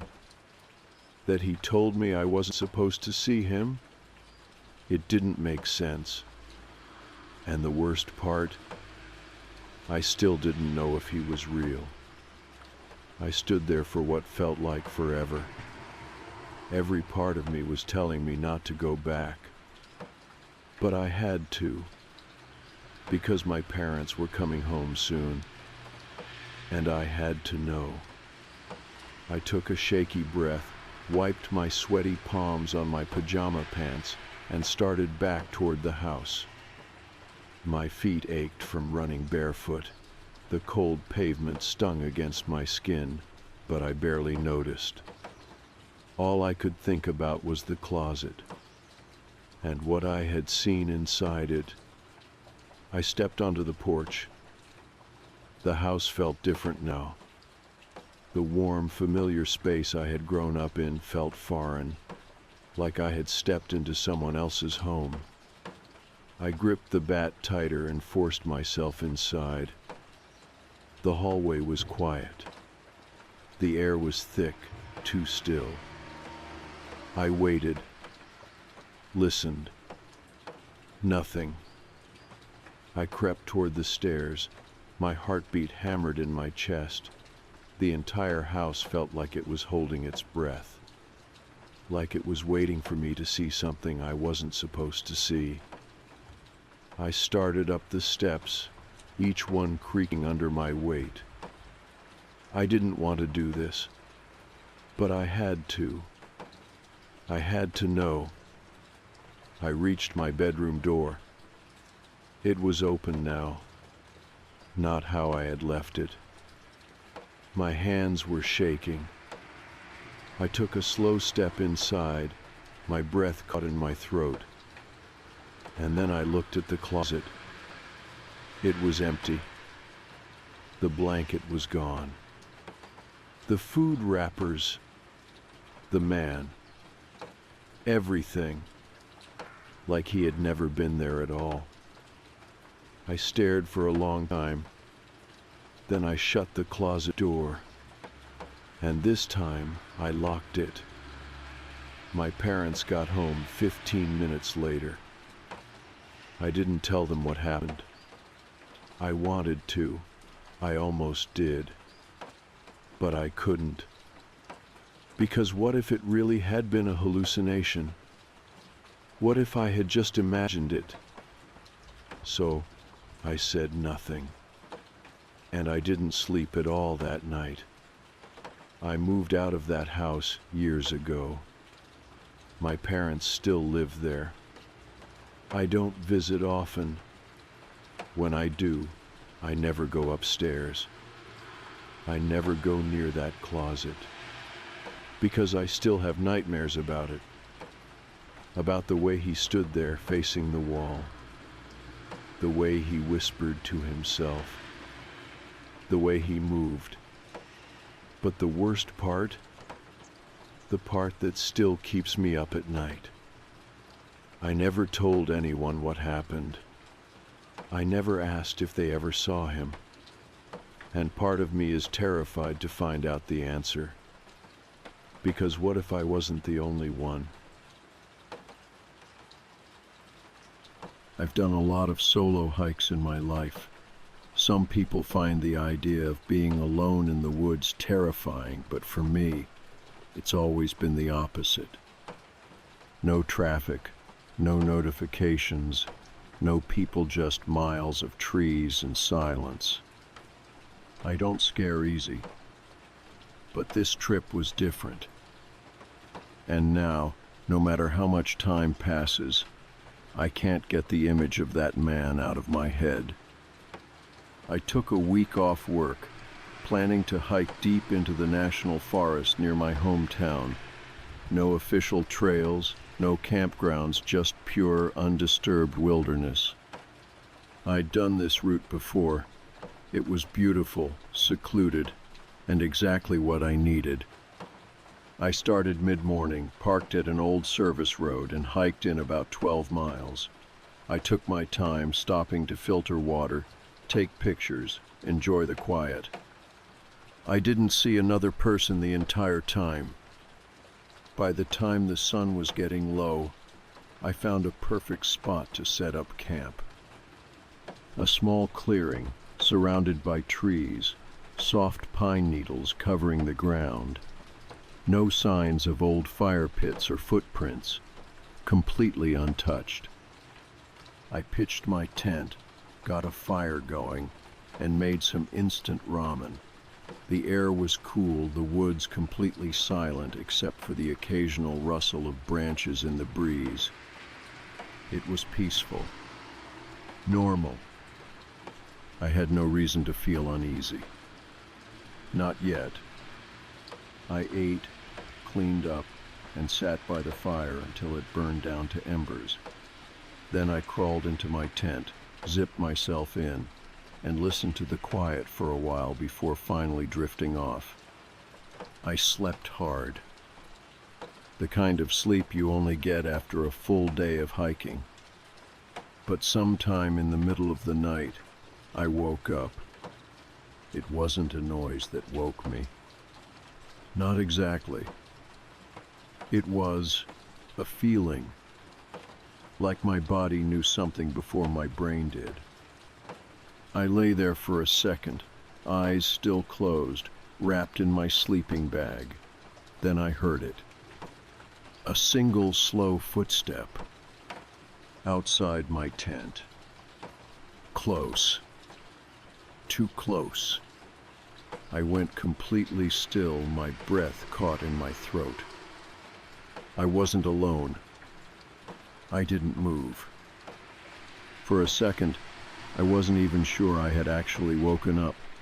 You know that weird state where you're half dreaming, half conscious, and everything feels off? That's what this felt like. But then I heard it again. Another footstep. Closer. It wasn't an animal. I know what deer sound like, what raccoons sound like. This was deliberate, a careful human step, like someone shifting their weight ever so slightly. My mouth went dry. I forced myself to breathe slow and quiet. My sleeping bag felt too tight, suddenly, like I was trapped inside it. I couldn't see anything, the tent was zipped shut, and I wasn't about to start moving and let whoever was out there know I was awake. So I just lay there, listening. Soft crunch. Another step. Then nothing. For what felt like forever, there was just silence. I strained my ears, trying to hear past the ringing in my head. No breathing. No rustling. Just the wind moving through the trees, slow and steady. I started to convince myself that maybe I had imagined it, that maybe a branch had fallen or the wind had knocked something loose. I told myself that, right up until I heard it again. Closer this time, right outside the tent. I don't know how long I stayed like that, still holding my breath, listening so hard my ears were ringing. The footsteps had stopped, but I knew someone was still out there. I could feel it. A kind of pressure in the air, like the weight of another person's presence. The same feeling you get when someone stands behind you, even if you don't hear them. I swallowed hard. My throat was dry. I needed to see. Not all at once, just a little. Enough to know if my brain was screwing with me. Enough to confirm that I wasn't alone. Slowly, inch by inch, I reached for the zipper. I did it so carefully that I barely felt like I was moving. My fingers trembled as I slid the metal tab down just an inch, just enough to peek through. I could see the trees, the dark outlines of branches shifting in the wind. Nothing else. I exhaled quietly. Maybe I really had imagined it. Maybe. Movement. My stomach clenched. At the very edge of my vision, just beyond the glow of my dying fire, a figure. A man. Standing completely still. Facing my tent. I stopped breathing. Every muscle in my body locked up. He wasn't holding a flashlight. He wasn't carrying a pack. No gear, no headlamp. Just standing there. I felt like I was going to be sick. Who the hell was out here this deep in the woods? There were no campgrounds, no nearby trails. I had hiked 12 miles off the main path. There was no reason for anyone to be here. And yet, here he was, just watching. I stayed like that for what felt like hours, barely able to breathe. The man didn't move, didn't shift his weight, didn't make a sound. Just stood there, feet planted, head slightly tilted. Looking at my tent, looking at me. A deep, sickening realization crawled up my spine. He knew I was awake. I stayed frozen. I kept telling myself, don't move, don't make a sound, don't let him know you see him. But it was pointless. He already knew. I don't know how, but I could feel it. He wasn't just looking at my tent, that was looking at me. Through the fabric, through the thin nylon wall that suddenly felt useless. My fingers ached from gripping the sleeping bag too tight. My heartbeat was so loud I was sure he could hear it. I needed to get out of here. I forced myself to think. If I unzipped the tent too fast, he'd hear it. He'd know I was panicking. If I moved too suddenly, he might react, do something. And I didn't know if he was armed, or how long he'd been watching me. I swallowed hard. My throat felt like sandpaper. My pack was outside the tent. My knife, in it. I had nothing inside with me except my boots and my phone, and I already knew there was no signal out here. I took a slow breath, trying to steady myself. I had to do something. I unzipped the tent just a little more. The movement felt deafening. I kept expecting him to rush forward, grab the fabric, do something. But he didn't. He just stood there. I could see him more clearly now. His clothes were wrong.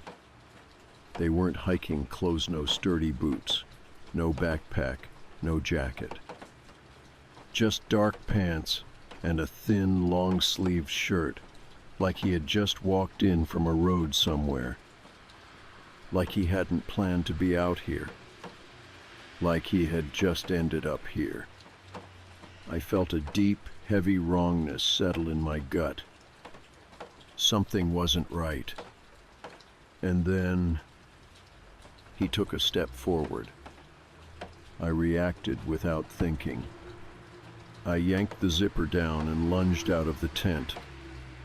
My hands hit the dirt hard, but I scrambled to my feet fast, my eyes locked on where he had been. He was gone. I spun in every direction, chest heaving.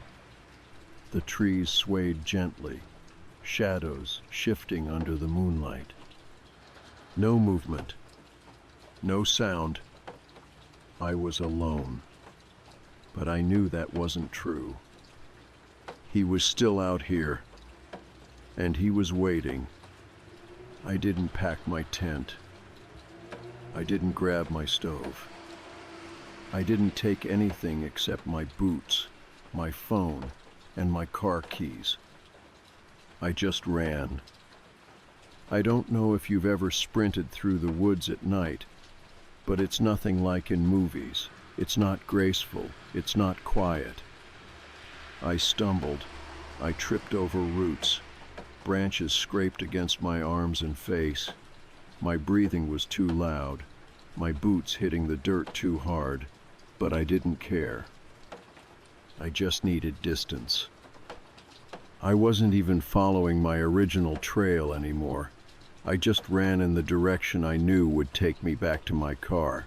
12 miles. 12 miles of pitch-black forest, with only my phone's weak flashlight bouncing against the trees. I kept expecting to hear footsteps behind me, to hear breathing, to see him, but I didn't. And somehow that made it worse. I forced myself to slow down after an hour. I couldn't keep up a full sprint forever, and my body was starting to shake. I turned in a slow circle, flashlight scanning the trees. Nothing. Just silence. I listened, strained my ears for anything. Still nothing. I exhaled shakily. Maybe he had left. Maybe he had only meant to scare me. But then I saw it. A footprint. Pressed deep into the dirt, leading in the direction I had just come from. And right next to it, another set. A second pair of footprints. Going the same way. There hadn't been just one person. There were two. I ran. Faster this time, harder. I didn't care how much noise I made. I didn't care if I collapsed. I needed to get to my car. I don't remember most of the hike back. It was just running and fear and exhaustion until suddenly I saw it. The road. The clearing where my car was parked. The relief hit me so hard I almost collapsed. I fumbled with my keys, hands shaking, forcing myself forward. I didn't even look behind me. I didn't want to see if they were still watching. If they had followed me the whole way. I just threw open the door, locked it, and tore out of there as fast as I could. I didn't stop driving until I was back in town. Didn't pull over until I was parked in front of my apartment, hands still locked around the wheel. And then finally, I let myself breathe. I told myself I'd call the cops, that I'd report it, but I didn't. What was I going to say? There were two men in the woods, standing outside my tent. They didn't say anything, didn't hurt me, but they were just there. No crime had been committed. There was nothing to report. It's been months now. I still go hiking, but never alone. Never without a weapon. And never, never do I go back to that part of the forest.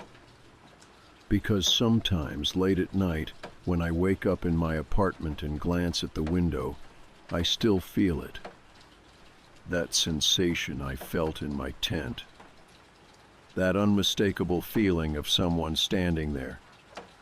Like they know, no matter how far I run, they'll always find me again.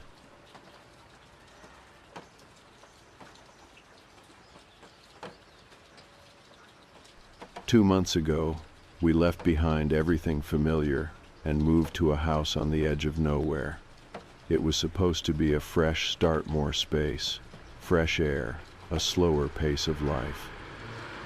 The land stretched far and wide, dense woods pressing in from all sides, and out back, an old barn stood weathered with age. My wife, Meredith, had grand plans for it, dreaming of turning it into a workshop where she could carve her wooden sculptures in peace. We had 3 kids, Noah, our oldest at 10, serious and dependable beyond his years. Ben, 8, still caught in that in-between stage of childhood, brave in the daylight but prone to fears in the dark. And little Rosie, 5, full of wild imagination and endless chatter. The house was big enough for each of them to have their own rooms, but Ben still crept into Noah's bed at night, unwilling to face the dark alone. Noah never complained. He was the kind of brother who understood without needing to be asked. The transition wasn't easy. The kids missed their old friends, their familiar routines. The school was different. The days felt strange. And to make things worse, the job I had lined up fell through at the last minute, throwing our finances into uncertainty. So when Rosie started talking about her new friend, I barely paid attention. Rosie had always had imaginary friends. They came and went, each with their own name, their own little stories. A girl named Lily one week, a boy named Sam the next. They were as temporary as her moods. But this one stayed. His name was Albert, she said. He was old, maybe as old as Dad, maybe older. He lived in her closet. He liked strawberry juice and crackers. Every night, she left him little offerings on plastic plates, carefully arranged before bed. Strangely, she never left a mess. I chalked it up to her usual antics. Every kid had imaginary friends. She was just adjusting to the move, finding comfort in her own way. Then Ben started feeding Albert too. It wasn't much at first, just a few chips, smuggled into the closet like some secret ritual. Doritos, his favorite snack. I noticed the telltale orange stains on his fingertips, the crumbs in his sheets. Ben wasn't the type for imaginary friends. Curious now, I decided to ask about Albert. One afternoon, I stepped into Rosie's room and found both kids kneeling in front of the open closet, whispering. The moment I cleared my throat, they jumped. Rosie clapped a hand over her mouth, and Ben slammed the closet shut with his foot. "Hey, Dad," Ben said too brightly. I walked past them and opened the closet door. Inside, an empty plate with a few crumbs, a cup tipped over, a single drop of red juice staining the carpet. "So Albert likes Doritos now?" I asked, kneeling to their level. Ben nodded, eyes darting to Rosie. "He likes snacks," he muttered. "And what's Albert like?" I pressed, keeping my tone light. Their hesitation lasted only a second before they started spilling details. "He's got blonde hair," Rosie piped up. "He's going bald, like Grandpa Pete," Ben added. "He wears suspenders. He doesn't talk much. He's got a hole in the side of his head. He's here to protect us. And he really, really likes Doritos." A strange silence followed. I forced a smile, though something inside me twisted. "Hold on," I said, raising a hand. "Back up a bit. What do you mean, he's here to protect you?" The moment I asked, their faces changed. Rosie clamped her lips shut, eyes darting to Ben, who looked down at his hands. Then, in a whisper, she said, "He says there's something in the woods, something in the barn, something really, really bad." A loud slam echoed through the room as the bedroom door shut hard. I spun, my pulse hammering. No one was in the hallway, no windows open, no breeze. The silence was suffocating. I had always believed in ghosts. Most people brush these things off, but I'd seen enough strange things in my lifetime to keep an open mind. Meredith, she was the skeptic. When I told her what happened, she laughed and told me I was feeding into Rosie's imagination. But I couldn't shake the feeling. So I started digging. The house had a long history, too long. Families never stayed more than a year. A couple moved out after just 2 weeks, no reason given. Records of past owners were scattered, incomplete. And then I found Albert. Albert Grayson, a father of 3, a widower. The house that stood before ours had burned down, with Albert inside. His children were never found. The story whispered dark things, rumors that Albert had taken their lives before setting the fire, consumed by guilt. The bodies were never recovered. A cold knot formed in my stomach. My children were talking to the ghost of a murderer. That night I called a family meeting. Meredith rolled her eyes but humored me. "We need to stop talking to Albert," I said firmly, "and no more feeding him." Meredith sighed. "Ethan, this is ridiculous. It's just to be safe." Noah, who had been silent up until then, spoke up.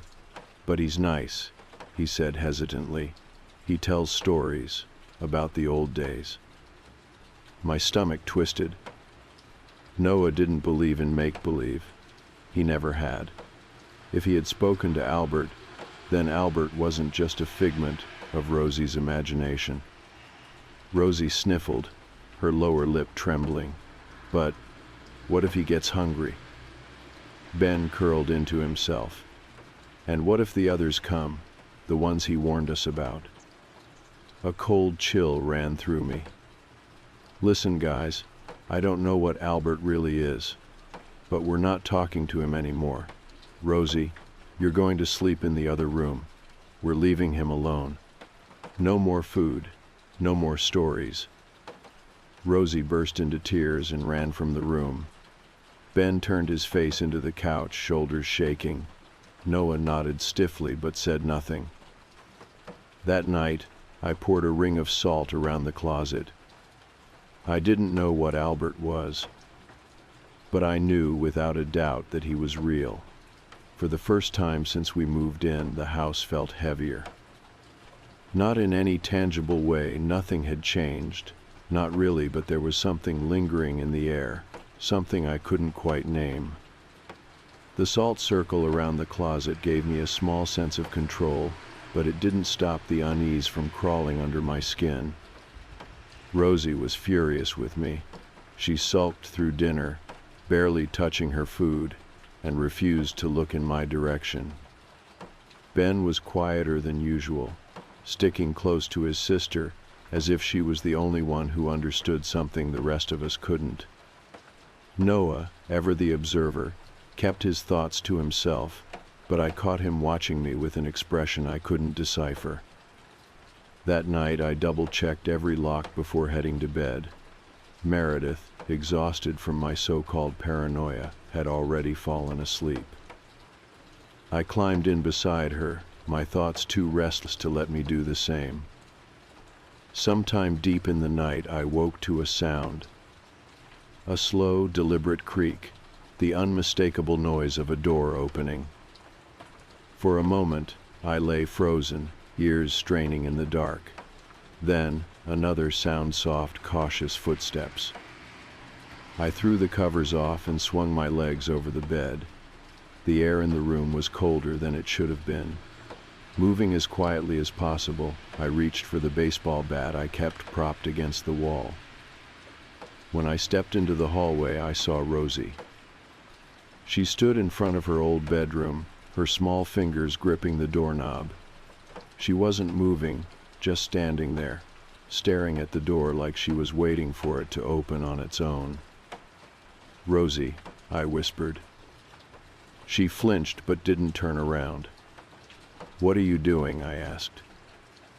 Her voice was barely above a breath. "He's hungry." My skin prickled. I stepped forward, careful, measured. "Sweetheart, we talked about this. We can't." A sharp noise cut me off. A single, deliberate tap from inside the closet. Rosie's whole body tensed. "He says he understands," she whispered. "He's not mad." Something about the way she said it sent a shudder down my spine. I stepped in front of her and knelt down so we were eye level. "Rosie," I said gently, "I need you to go back to bed, right now." For a long moment, she didn't move. Her wide, dark eyes locked onto mine, searching for something I didn't understand. Then, finally, she nodded. I walked her back to the room she now shared with Ben.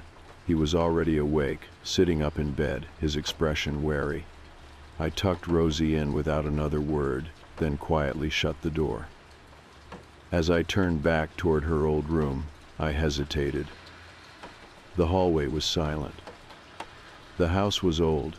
Wood shifted, pipes groaned, foundations settled. It wasn't unusual to hear the occasional knock or creak in the night. That's all it was. I went back to bed. The next day, the wind had picked up, shaking the trees that bordered our property. The forecast called for a storm, but the air was oddly still despite the way the branches swayed. Ben and Noah spent the afternoon playing in the backyard, but Rosie refused to go outside. Instead, she lingered near the back windows, staring out toward the barn. I watched her from the kitchen, feeling the unease coil tighter in my gut. "Rosie," I finally said, setting my coffee down, "what are you looking at?" She didn't turn around. "It's watching." I frowned. "What is?" She pointed, her tiny finger barely touching the glass. "The thing Albert warned us about." The woods beyond the barn stood silent, dark even in the afternoon light. "There's nothing there, honey," I said, keeping my voice calm.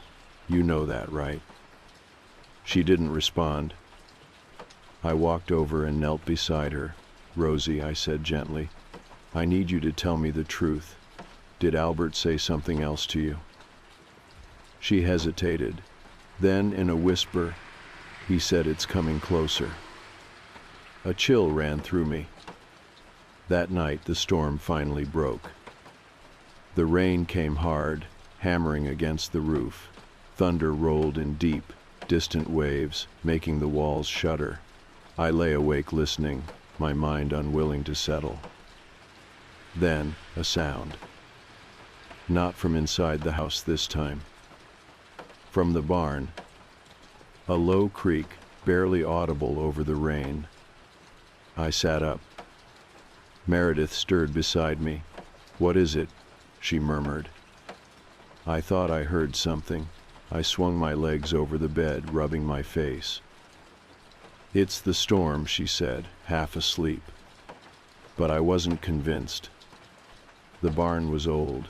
Its doors had been warped by time and weather. and when the wind hit just right, they groaned in protest. But this sound had been deliberate, measured. I stood and walked to the window. The barn loomed in the darkness, its silhouette stark against the flashes of lightning. Something moved. Just for a second, a shape against the trees. I pressed my hand against the glass. The shape didn't move again. But somehow I knew. It was watching. I must have fallen asleep at some point because the next thing I knew, I was being shaken awake. It was Noah. His face was pale, his hands gripping my arm tightly. "Dad," he whispered, urgent, "they're gone." It took me a second to process his words. "What?" "Ben and Rosie," he said, breathless. "They're gone." Every ounce of sleep vanished instantly. I threw the blankets off, my heart pounding as I bolted from the bed. The house was too quiet. I ran to their bedroom, throwing the door open. Empty. Sheets pulled back, window open. The storm had passed, but the wind still howled through the trees. I turned to Noah, who stood frozen in the doorway. "How long?" I demanded. Don't know," he stammered. "I woke up and—" I didn't wait. I ran. Through the hallway, down the stairs, out the back door. The night air hit me like ice. The forest stood dark and endless before me. Then a sound. Music. Faint, distant, threading through the trees like a whisper. Pipes, drums. I took off running. The ground was slick with rain, the underbrush grabbing at my legs as I pushed forward. The music grew louder, weaving through the wind, hypnotic and unnatural. And then I saw them. Ben and Rosie stood at the edge of the clearing. And in front of them, something else. A woman. She was impossibly tall, her dark hair cascading down her back. Her dress billowed like mist around her feet, untouched by the mud and leaves. She reached out a hand. Rosie moved first, stepping toward her. A scream cut through the night. A man's voice, raw with rage. Not again. Something barreled past me, a force like a cold wind, rushing toward the clearing. Albert. Except he wasn't just a man anymore. He was something more. The woman recoiled, her face twisting into something ancient and furious. Albert roared, his presence swelling, swallowing the light. And suddenly, the woman turned and vanished. Rosie and Ben collapsed where they stood. I rushed forward, dropping to my knees, shaking them, calling their names. They didn't respond. Albert stood over us, his form flickering like firelight. His voice was barely a whisper. "I told you it wasn't safe." Then he was gone. And my children would not wake up. I carried my children back through the woods, their bodies limp in my arms, their skin cold as if the life had been drained from them. Noah trailed behind me, silent, his hands clenched into fists. The house had never felt farther away. Every step through the damp underbrush was a battle against the gnawing fear that I had already lost them. By the time I reached the back porch, my breath was coming in ragged gasps. I kicked open the door and hurried inside, setting them down gently on the living room couch. Their small chests rose and fell in shallow, slow breaths. Their eyes remained shut, their faces blank, expressionless. "Wake up," I whispered, shaking them. "Please, wake up." Nothing. I grabbed Ben's face between my hands, pressing my forehead to his. "Come back to me, buddy. Come on." Still nothing. Noah stood over them, arms wrapped around himself. "Is this because of her?" he asked, his voice tight. "Because of the woman?" I nodded, swallowing against the lump in my throat. "Yeah." "What was she?" I didn't have an answer for him. I didn't have answers for any of this. Footsteps sounded behind me, and I turned to see Meredith standing at the top of the stairs, her robe pulled tight around her. Her eyes flicked between our children and me, her face pale. "Ethan," she said slowly, "what the hell is going on?" I opened my mouth, but before I could speak, the air shifted. A cold whisper slithered through the house, curling around us like smoke. A shape stood in the hallway. Albert. He wasn't flickering this time, wasn't half there like before. He was solid, as real as any living man. His suspenders stretched across his broad frame, his thinning blonde hair clinging to his forehead. But the hole in his skull was still there, a jagged, gaping wound, a hollow reminder of the violence that had taken him. He looked at me, his expression grave. "They're not gone yet," he said. I swallowed hard. "Then help me bring them back." Albert stepped closer. "I can hold the folk off for now," he said, "but they already have a piece of them. Their spirits are stuck between here and there. If we don't act fast, they'll slip away for good." Meredith sucked in a sharp breath. "Ethan," she whispered, "who is this?" "Albert," I said, and she stared at me like I'd lost my mind. Albert ignored her, turning his attention to the children. He crouched beside the couch, placing a cold, ghostly hand over Rosie's forehead. "She reached out first," he murmured. "She was willing." I clenched my jaw. "Then how do we get them back?" Albert didn't answer right away. He looked up at me, his single remaining eye dark with something unreadable. "You won't like it," he said. "I don't care." He exhaled, nodding. "You need iron," he said. "Pure iron. Something to anchor their souls here while I pull them back." Meredith, still looking lost in the chaos of it all, blinked. "Iron?" Noah's head snapped up. "The statues," he said suddenly. I turned to him. "What?" "Mom's statues," he said, his voice rising with urgency. "The ones she made. The ones with iron inside them." Meredith sucked in a breath. "They're in their rooms." I was already moving before she finished the sentence, sprinting up the stairs 2 at a time. I tore through their bedrooms, grabbing each of the small sculptures Meredith had made: the tiger for Noah, the monkey for Ben, the rabbit for Rosie.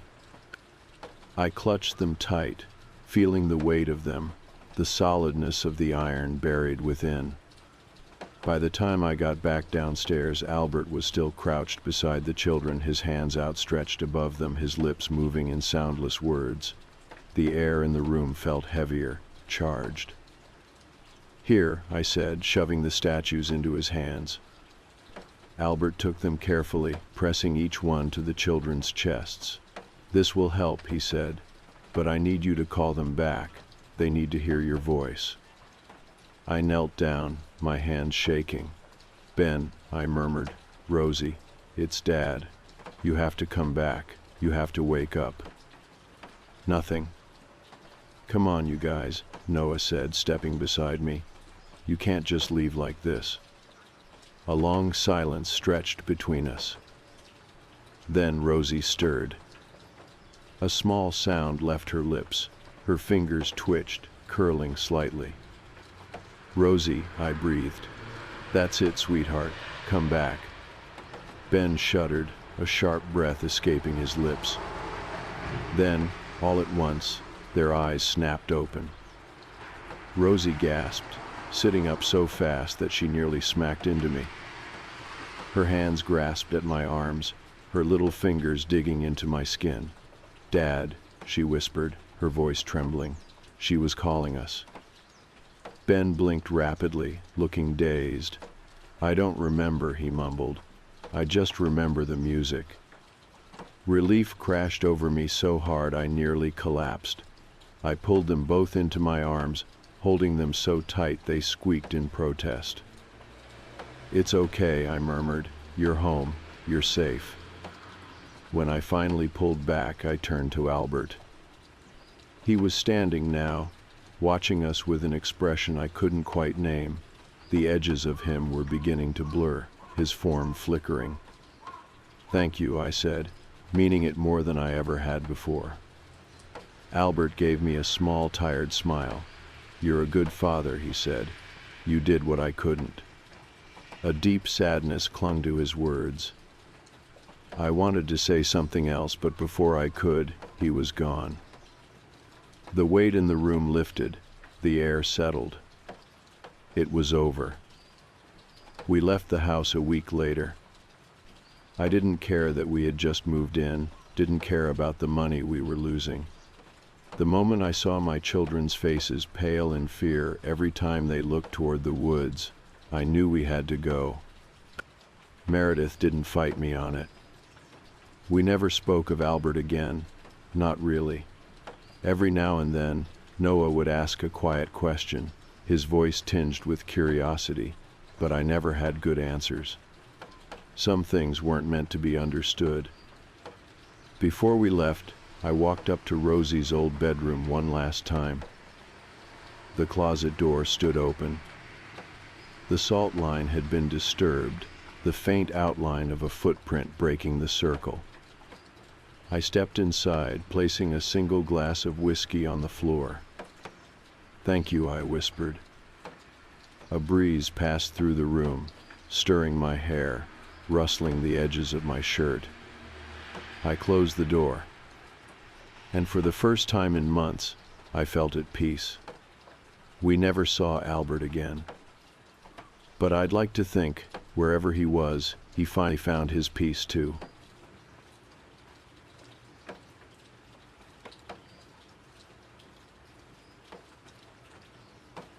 The cabin had been in our family for generations.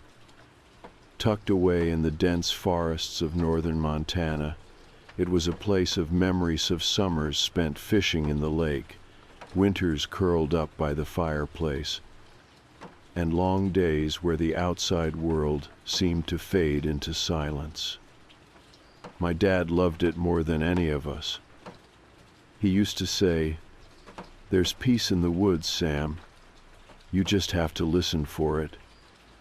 But now, at 17, I knew the silence wasn't always peaceful.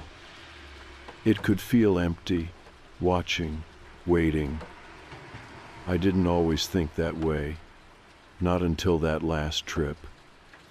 That was the year it was just the three of us, my little brother Ben, and my dad. My mom had passed 2 years prior, and my older brother had moved out, leaving just us boys. Dad hadn't been the same since she was gone, but he refused to let go of the cabin. So, like every summer, we packed up the truck, loaded up with supplies, and made the long drive up the winding roads that led to Reed Lake. The drive took nearly 6 hours. I watched as the landscape shifted from highways to small-town roads, then finally to nothing but trees. By the time we arrived, the sun had already started to dip behind the mountains. The cabin looked exactly the same, weathered wood, a stone chimney, and windows that stared out at the wilderness like empty eyes. Something felt different, though. I shook it off. It was just the quiet.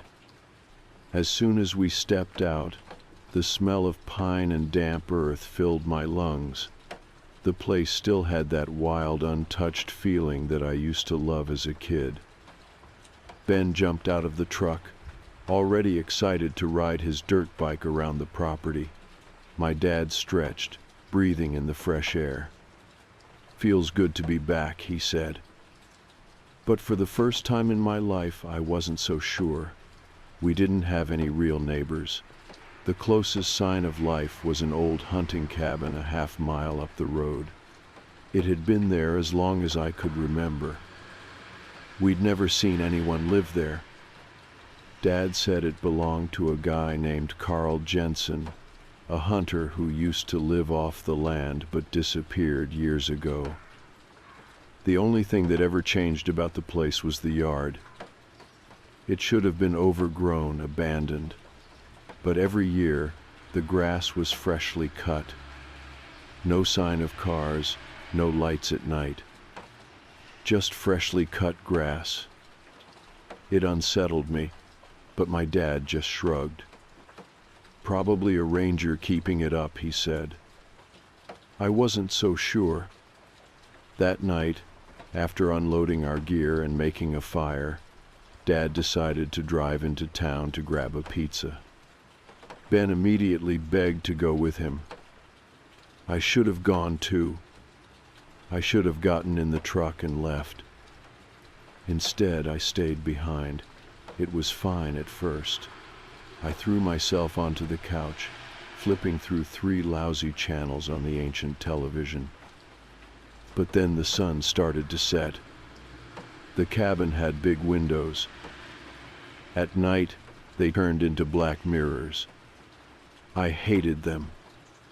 The light from inside made it impossible to see anything outside, but if any non or anything was out there watching, they'd have a clear view of me. I tried not to think about it. Tried not to imagine eyes in the dark. I got up to shut the blinds, except the cabin didn't have real blinds. Just thin, useless curtains that barely covered half the window. I felt exposed. I was about to sit back down when something outside moved. A shadow. Not an animal, not the wind, something tall. My stomach dropped. I told myself I was imagining things, a trick of the light. Then, knock, knock. I jumped so hard I nearly tripped over the coffee table. The sound had come from the front door. I stood there, paralyzed. No one was supposed to be out here. We were miles from the nearest town. No cell service. No reason for anyone to show up unannounced. Knock, knock. I clenched my fists. Think, Sam. Dad and Ben wouldn't knock. They'd just come inside. And who else would be out here? I forced my legs to move, creeping toward the window by the door. Slowly, I peered outside. No one was there. The porch was empty. Just the dense, black woods beyond it. I swallowed hard. Maybe it was the wind. Maybe. Then I saw it. The note. A single piece of paper taped to the wooden railing outside. I hesitated. Then, heart hammering, I opened the door just enough to grab it before slamming it shut again. I unfolded the paper with shaking hands. 4 words, scrawled in messy, hurried handwriting. If you hear it, run. The air in the cabin felt too thick. My breathing came fast. This was a joke. It had to be. A prank from some hunter, some idiot messing with campers. But then I noticed something. The paper was damp. Fresh. It hadn't been sitting out long. Whoever left it was still nearby. A wave of nausea rolled over me. I locked every door, turned off every light, and sat there in the darkness, gripping the note. Waiting. I sat in the dark, gripping the note, my pulse hammering so hard it echoed in my ears. If you hear it, run. I wanted to believe this was some prank, some local messing with outsiders, but deep down, I knew better. Because no one was out here. No one should be out here. I checked the time. My dad and Ben had only been gone for about 20 minutes. It would take at least an hour before they got back. And I was alone. I sat still, listening. The only sound was the wind brushing against the cabin walls, the faint creaking of the old wooden beams settling in the cold. Nothing else. Still, I couldn't shake the feeling that someone or something was out there, watching, waiting. I checked the locks again, peering through the narrow gap in the curtains. The porch was empty, the road leading to the cabin nothing. I turned my gaze to the trees. That's when I saw it. A figure, standing just beyond the tree line. My stomach twisted into knots. It wasn't moving, not shifting, not adjusting its stance, just standing there. A tall, thin silhouette, barely visible in the dim moonlight. I squinted, my breath shallow. It almost looked like a person, but something was wrong. Their proportions were off, arms too long, the head tilted at an unnatural angle, like someone trying to mimic a human shape but getting it slightly wrong. I blinked. It was gone. A cold sweat broke out across my back. I hadn't looked away. But somehow, in that single moment, it had vanished. I stepped back from the window, my hands clammy. I needed to stay calm, think rationally. It was dark. I was tired. I had probably just imagined its shadows playing tricks on me. But that note, that damn note. Someone else had seen something too. Someone had left a warning just for me. I told myself I'd stay inside, lock up, sit tight, and wait for my dad to get back. And that would have been the smart thing to do. But then I heard it. A voice. Soft, distant, coming from the trees. Sam? I froze. My blood turned to ice. It sounded like Ben. But wrong.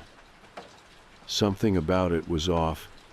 The tone was flat, missing that natural lilt of human speech. Like someone imitating a voice, but not quite nailing it. Sam, help me. It was closer now.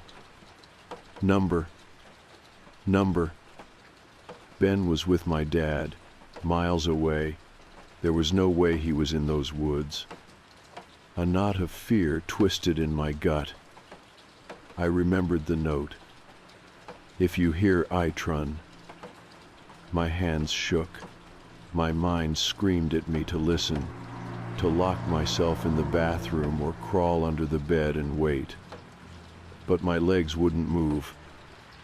Instead, I did the worst thing I could have done. I answered. Ben? Silence. My heart pounded. I took a slow step toward the door, then another. I was shaking so bad I could barely breathe. Then, a sound. Something running. Barreling through the trees, moving fast. I sucked in a sharp breath, stumbling backward. Then bang. The front door shook violently, like something had slammed into it full force. I screamed. Another bang. The door rattled on its hinges. I ran. I ran straight to my dad's room and slammed the door shut, locking it. My hands scrambled in the dark, searching for something, anything I could use as a weapon. Footsteps. Slow, deliberate footsteps outside the door. And then, the doorknob turned. I nearly choked on my own breath. The lock held, but the knob twisted back and forth, slowly, methodically. Whoever was out there wasn't trying to break in. It was waiting, testing. My body locked up. I was too terrified to move. Then, "Sam?" I stopped breathing, because this time it was my dad's voice. "Sam, it's me. Open the door." The doorknob rattled again. My hands clenched into fists. "Number." It wasn't him. It was the same voice from the woods. It was just using his voice now.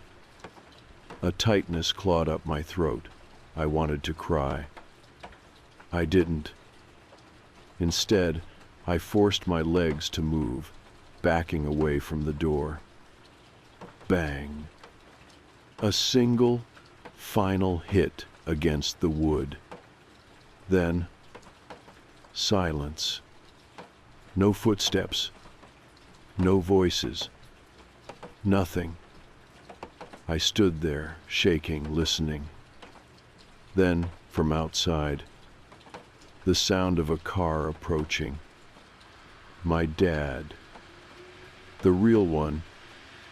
I barely had time to process it before I heard the truck pull up, tires crunching on the gravel. A car door slammed. "Sam," my dad's voice, his real voice. I bolted. I ran out of the bedroom, through the hallway, and toward the front door only to stop cold. The front door was wide open. No sign of forced entry.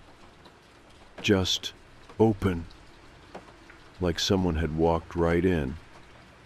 Like someone had walked right out. I turned, scanning the room. Nothing. No sign that anything had been there. Except for the note. I still had it, clenched in my fist. My dad's footsteps pounded onto the porch, followed by Ben's voice. "Sam, what's going on?" I turned, staring at them, at their confused expressions, at the warm glow of the truck's headlights spilling onto the porch. For a second, I thought I imagined it all. But then I saw something, just past my dad's shoulder. A figure, standing just beyond the tree line, watching. My stomach sank. I wanted to tell him, wanted to say something, but I didn't, because the figure wasn't there anymore. It was gone, just like before. And deep down, I knew it wasn't finished with me yet. The night felt heavier than before. Even with my dad and Ben back, the feeling hadn't left that tight, suffocating weight in my chest, like something was still watching, waiting just beyond the edge of the light. I barely spoke as we sat at the small wooden table inside the cabin, the weak glow of the single overhead bulb casting deep shadows on the walls.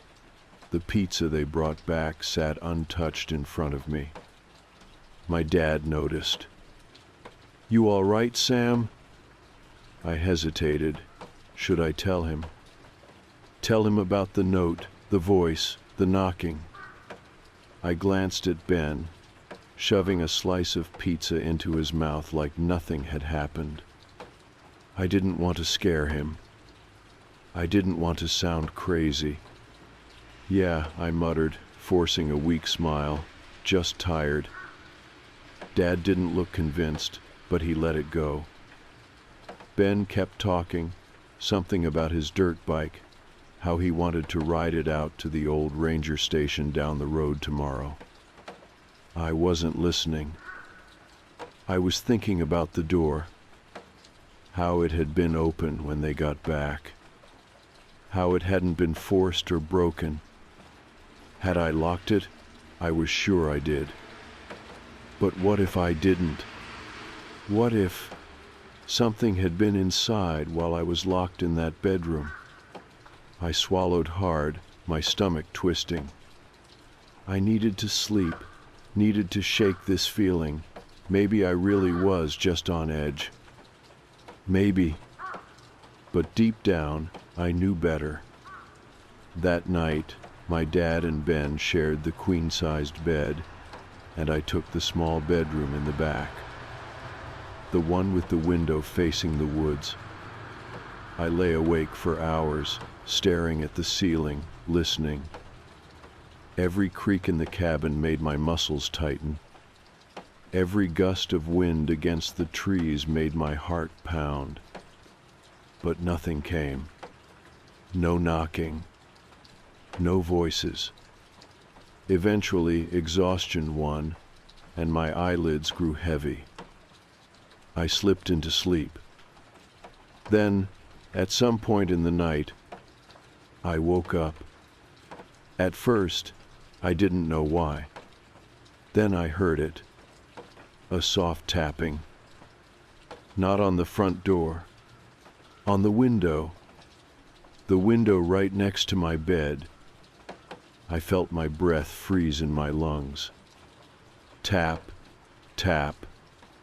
Slow, deliberate. I clenched my hands into fists beneath the blanket. I couldn't move. Couldn't bring myself to turn my head toward the glass. I knew it was there, watching me, waiting for me to look. Tap, tap. I bit my lip so hard I tasted blood. A slow creak sounded from the window frame, like something was pressing against it, testing it. I clenched my jaw. Don't move, don't look, don't breathe, and don't respond. Seconds stretched into eternity. Then, a whisper right outside the window. Sam, open the window. My entire body locked up because it was my own voice. I felt bile rise in my throat. It wasn't me. It wasn't real. But it sounded exactly like me, flat, hollow, missing something human. Sam, closer. Let me in. I squeezed my eyes shut, heart hammering. This was a dream. It had to be a dream. I clamped my hands over my ears, trying to block it out. Then, the doorknob rattled. The bedroom door. Inside the cabin, a choked breath escaped my lips. Number, no, no, no. The window was one thing. But the door meant something had gotten in. And I didn't hear it. The air pressed down on me, thick and suffocating.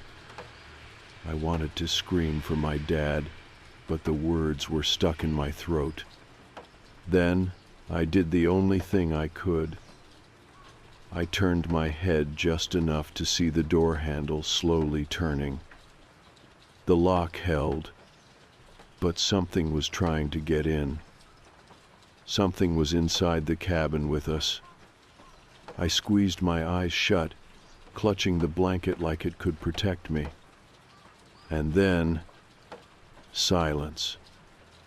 No knocking. No whispers. Just nothing. I stayed like that, curled up and shaking, until the first hints of dawn crept through the window.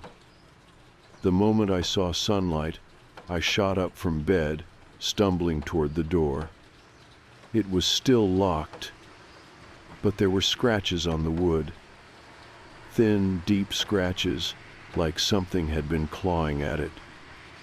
My breath came fast and uneven. I needed to tell my dad. I needed to. A sound outside made me freeze. Footsteps. Slow, crunching footsteps on the gravel. I turned, moving toward the window. Something was walking toward the cabin.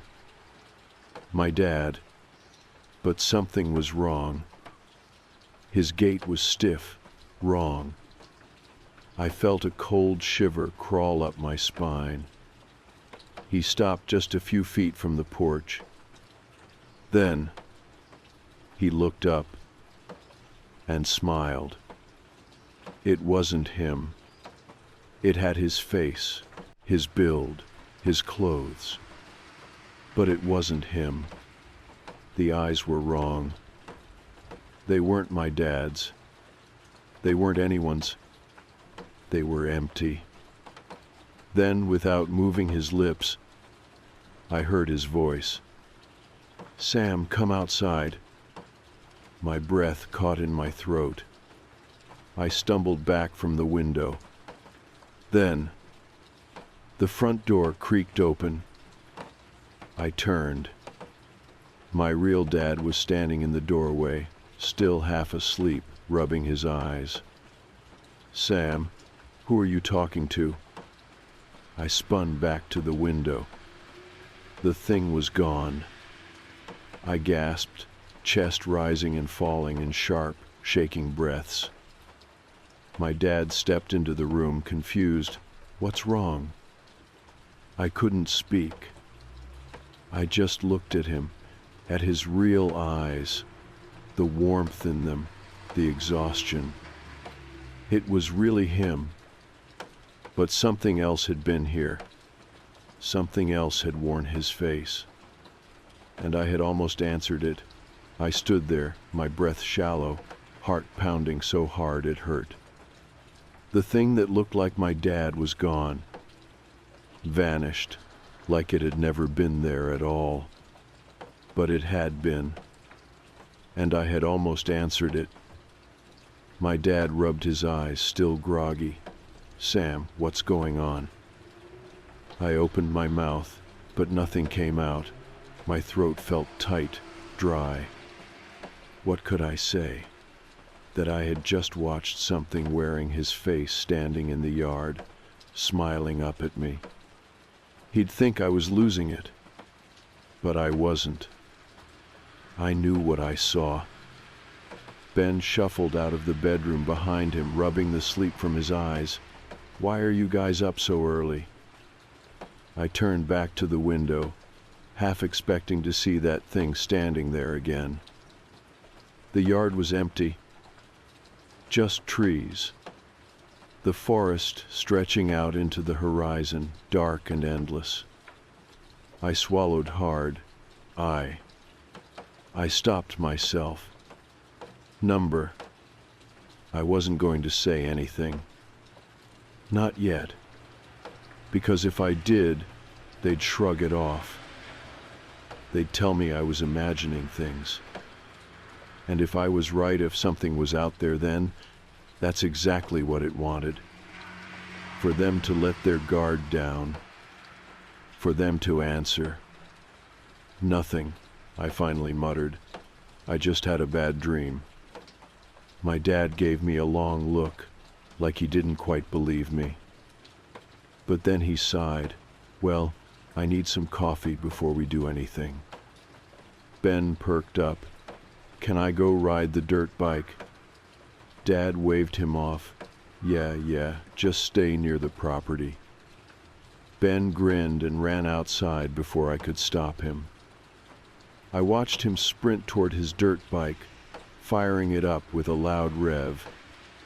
And suddenly, a horrible, gut-wrenching thought hit me. What if it called his name? Would he answer? Would it trick him like it almost tricked me? Panic flared in my chest. "Ben, wait."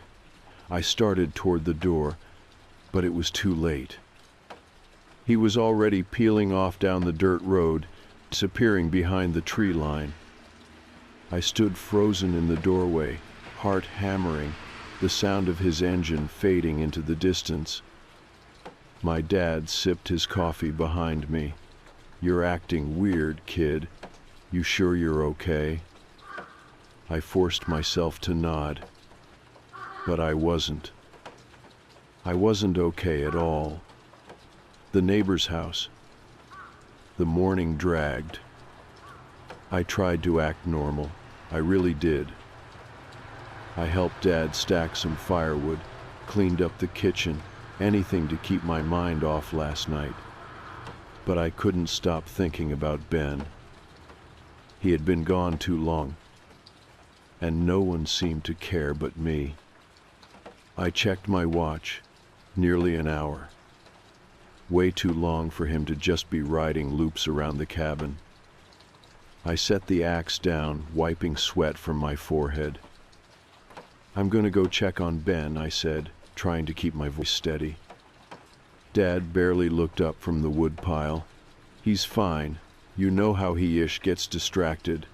I clenched my jaw. "Still, I'll be back soon." I grabbed a flashlight, even though it was broad daylight, and started walking. The dirt road was quiet, the only sound my footsteps against the gravel.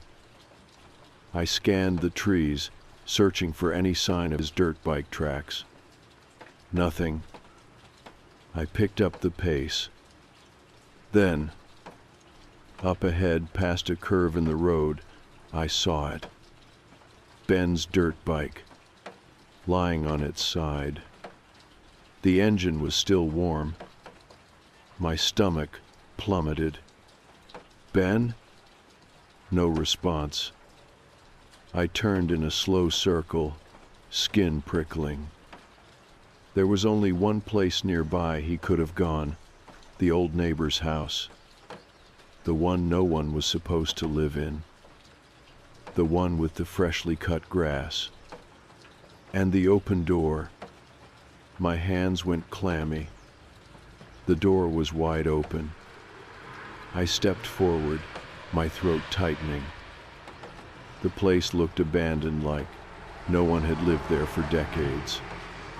Windows coated in dust, paint peeling from the walls, the front steps slightly warped and sagging from rain. But someone had been here. Someone had left the door open. And I had a sinking feeling that Ben had gone inside. "Ben?" I called, stepping onto the porch. Still nothing. I took a deep breath and pushed open the door. Inside the house, the air inside was stale, rotting, like old wood and something worse. The living room was small, dusty furniture, a broken television, an old wooden table, no sign of Ben. I moved forward, my footsteps too loud. The kitchen was worse, empty, ransacked, a few rotting food containers left open on the counter, a moldy plate in the sink. It didn't make sense. Why would he come in here? "Ben," I called again, voice shaking. Then, a sound. From down the hall. Something shifting. I turned, pulse hammering. A single door stood at the end of the hallway. Slightly open. I swallowed. "Ben?" Nothing. I stepped closer. The air grew heavier. The hallway smelled damp, like earth. Like something had been buried. I reached the door, my fingers hesitating on the edge.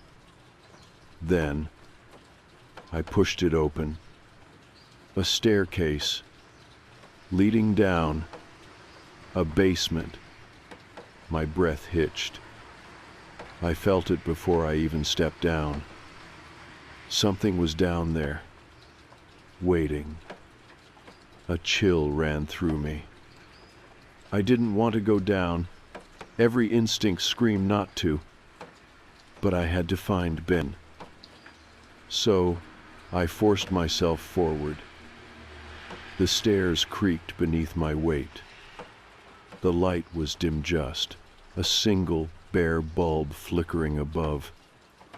I stepped off the last stair, and then I saw them. Hooks hanging from the ceiling.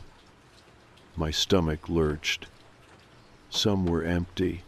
Some had things on them. I couldn't tell what old clothes, maybe. Pieces of something that looked too dark to be fabric. Then, a breath. Right behind me. I spun around, and there he was. Ben, standing in the middle of the room. His face pale, eyes wide. His arms had deep cuts, still bleeding.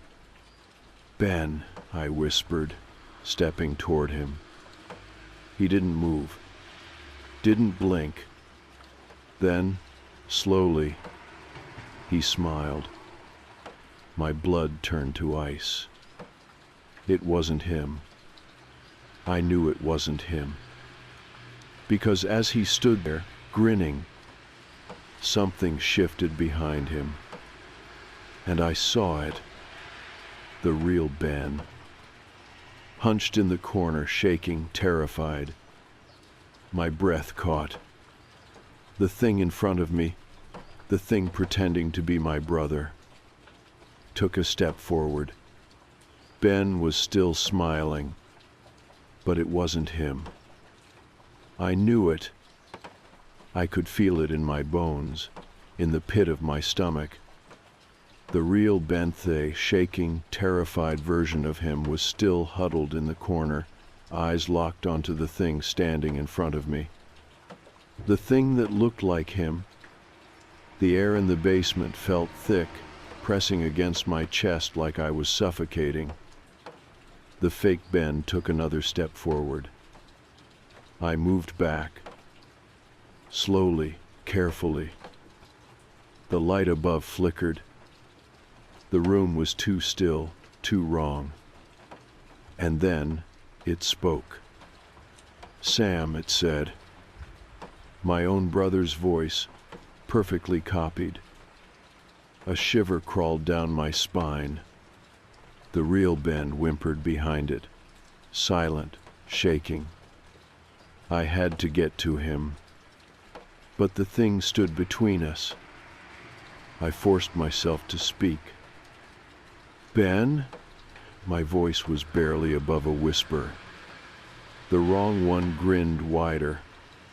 "Yeah?" A response. That's what it wanted. It wanted me to acknowledge it, to believe it. And I almost did. Almost. But then I noticed something. Its feet. It wasn't standing. Not really. It was hovering just an inch above the ground, as if it had never quite figured out how gravity worked. My chest tightened. I couldn't move, couldn't breathe. Then, without warning, it lunged. I barely had time to react. I threw myself to the side, hitting the ground hard. The thing screeched, its voice warping Ben's voice, twisting into something else entirely. I scrambled toward the real Ben, grabbing his arm, shaking him. "Ben, we need to go now." He barely responded, his body limp with fear. The thing was already turning toward us. I had no plan, no weapon, no time. So I did the only thing I could think of. I grabbed Ben by the shirt and ran. We tore through the basement, past the rusted hooks, past the piles of God knows what, toward the stairs. But the thing was faster. It glided toward us, moving in sharp, unnatural jerks, its limbs twisting like a puppet on tangled strings. I yanked Ben up the stairs, my legs burning. The moment we reached the top, I slammed the door shut, locking it. We sprinted through the house, past the dusty furniture, the peeling wallpaper, and then we heard it. A noise I will never forget. The sound of it laughing. Slow, low. like it had all the time in the world. I threw open the front door, dragging Ben with me. The sunlight hit us like a slap, the warm air so jarringly normal that for half a second I almost thought we were safe. But we weren't. Not yet. We had to get to the cabin. I grabbed Ben's dirt bike from where it had fallen in the dirt, forcing his hands onto the handles. "Ride," I told him, my voice shook. "Ride back to Dad. Don't stop. Don't answer if you hear me calling. Do you understand?" Ben didn't respond. "Do you understand?" His head snapped up, eyes wide and wet with terror. He nodded, and then, without another word, he kicked the bike into gear and tore down the road. I turned. I had to be sure. Had to see it. But when I looked back at the house, the door was closed, like it had never been open at all, like it was waiting for the next person to make a mistake. A single note had been nailed to the door. The same handwriting, the same warning. "If you hear it, run." I didn't hesitate. I ran. Dad was already outside when we arrived. Ben must have beaten me back by a few minutes because he was already off the dirt bike, sitting on the porch, shaking. Dad took one look at me and knew something was wrong.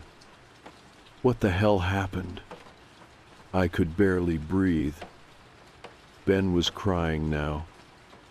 I turned to my dad, gripping his arm. "We have to leave." Dad frowned. "What are you?" "Now." My voice cracked. I had never begged him for anything in my life. He must have seen something in my face because his expression hardened. Without another word, he turned and went inside. We packed in under 10 minutes. The whole time, I kept my eyes on the trees, on the shadows between them, because I knew it was still out there, still watching, waiting, and it would wait as long as it had to. We didn't stop until we hit the highway. Dad didn't ask questions. Not until we were miles away, surrounded by other cars, other people. What happened back there? I opened my mouth, then closed it.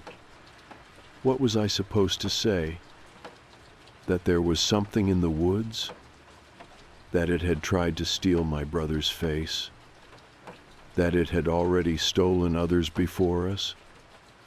I couldn't, because even if I told him, it wouldn't change the fact that it was still out there. So I just said, "We can't go back." Dad exhaled slowly, gripping the wheel tighter. "All right," he said. And that was that. We never spoke about it again. The cabin was sold within a year. Ben and I grew up, moved on. But even now, years later, I still dream about that place. I still hear it. The knocking. The voice that sounds just like mine. And sometimes, just before I wake up, I hear it whisper, "Sam, let me in."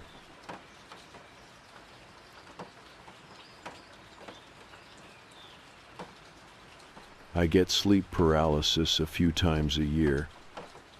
It's been happening since I was a teenager.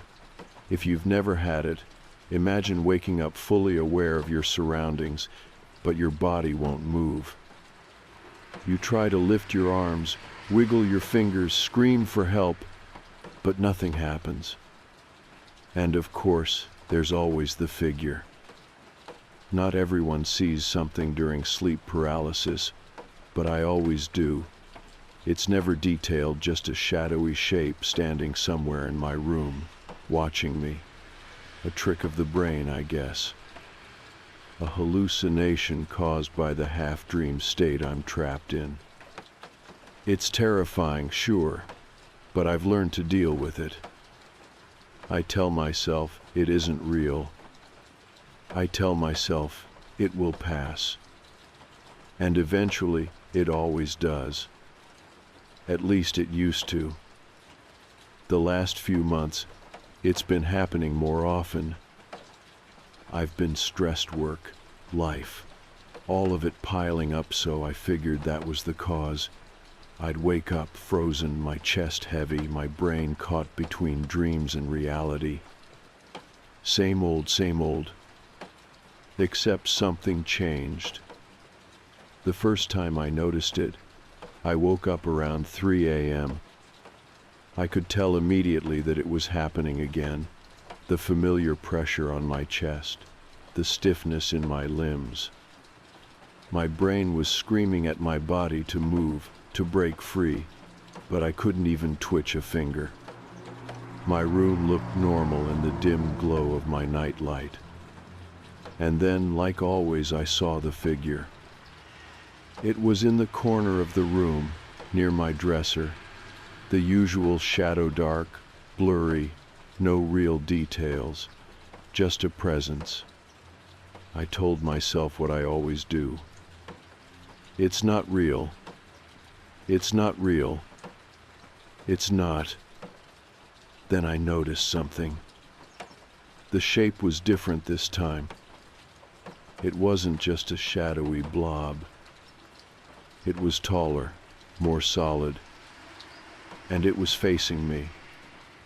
My heart started pounding even though my body was still completely frozen. I tried to squeeze my eyes shut, but I couldn't. The paralysis wouldn't let me. So I just lay there, trapped in my own body, staring at the dark figure in the corner.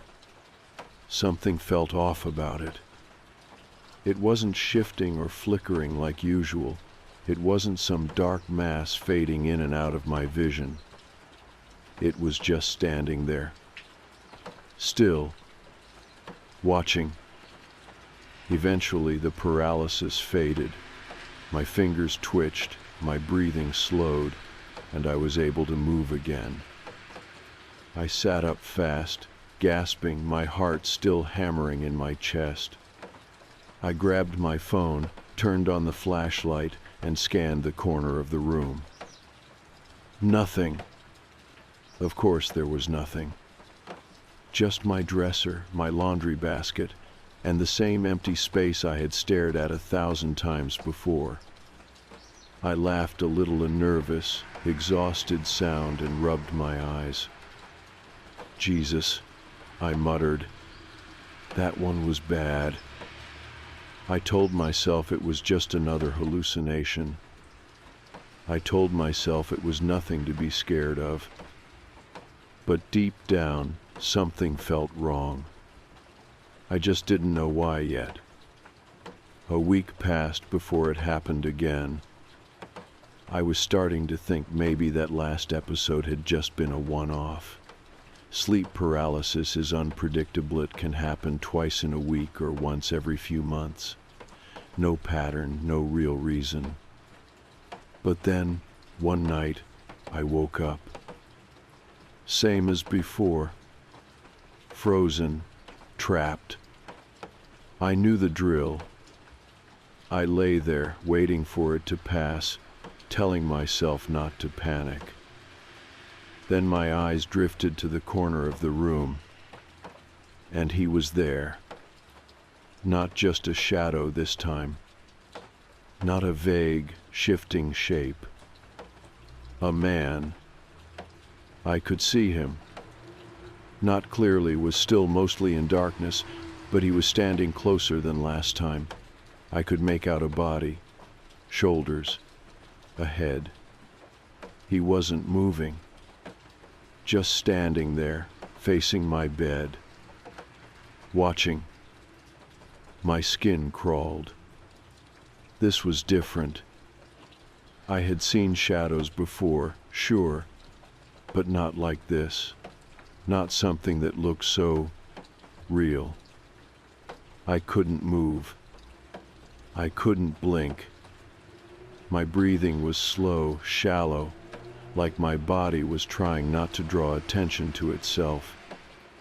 I wanted to squeeze my eyes shut. I wanted to wake up. Then he took a step forward. A noise caught in my throat, but no sound came out. He had never moved before. The shadowy figures, the hallucinations, they were always static, like part of the background. But this time, he stepped toward me. Not fast, not aggressive, just slow and deliberate, like he was seeing how close he could get, like he knew I couldn't move, like he was testing me. I tried to fight it, tried to will my body to snap out of it. My fingers twitched, my breathing hitched. I was so close. Then he moved again. Closer. I could see the shape of his arms now, his hands, his head slightly tilted. Like he was studying me. Like he was curious. I felt my chest tighten. Every nerve in my body screamed at me to wake up, wake up, wake up. Then, just when I thought he would take another step, it stopped. The pressure lifted, my arms jerked forward, my chest heaved as I sucked in a breath. I sat up fast, grabbing my phone, fumbling with the flashlight. The corner was empty. Of course it was. It always was. I didn't go back to sleep. I sat up with the lamp on, my heart still racing, trying to convince myself it wasn't real. Just another hallucination. Just my brain playing tricks on me. But something was off. Something was different. Because I knew what I had seen. And that wasn't just a shadow. That was a man. And he was getting closer. After that night, I stopped sleeping well. I didn't tell anyone at first. It felt stupid. How do you explain that a hallucination is freaking you out more than usual? It wasn't real. It wasn't a big deal. At least, that's what I kept telling myself. But the thing is, even when I was awake, I couldn't shake the feeling that something was off. I started leaving the lamp on when I slept. I wasn't proud of it. I hadn't done that since I was a kid. But the thought of waking up in the dark and seeing that thing standing there again, no thanks. For a while, it helped. No sleep paralysis, no weird figures in the corner. I almost convinced myself I had imagined the whole thing. Almost. Then one night, I woke up normally. No paralysis, no pressure on my chest. Just that uneasy feeling, like something had woken me up.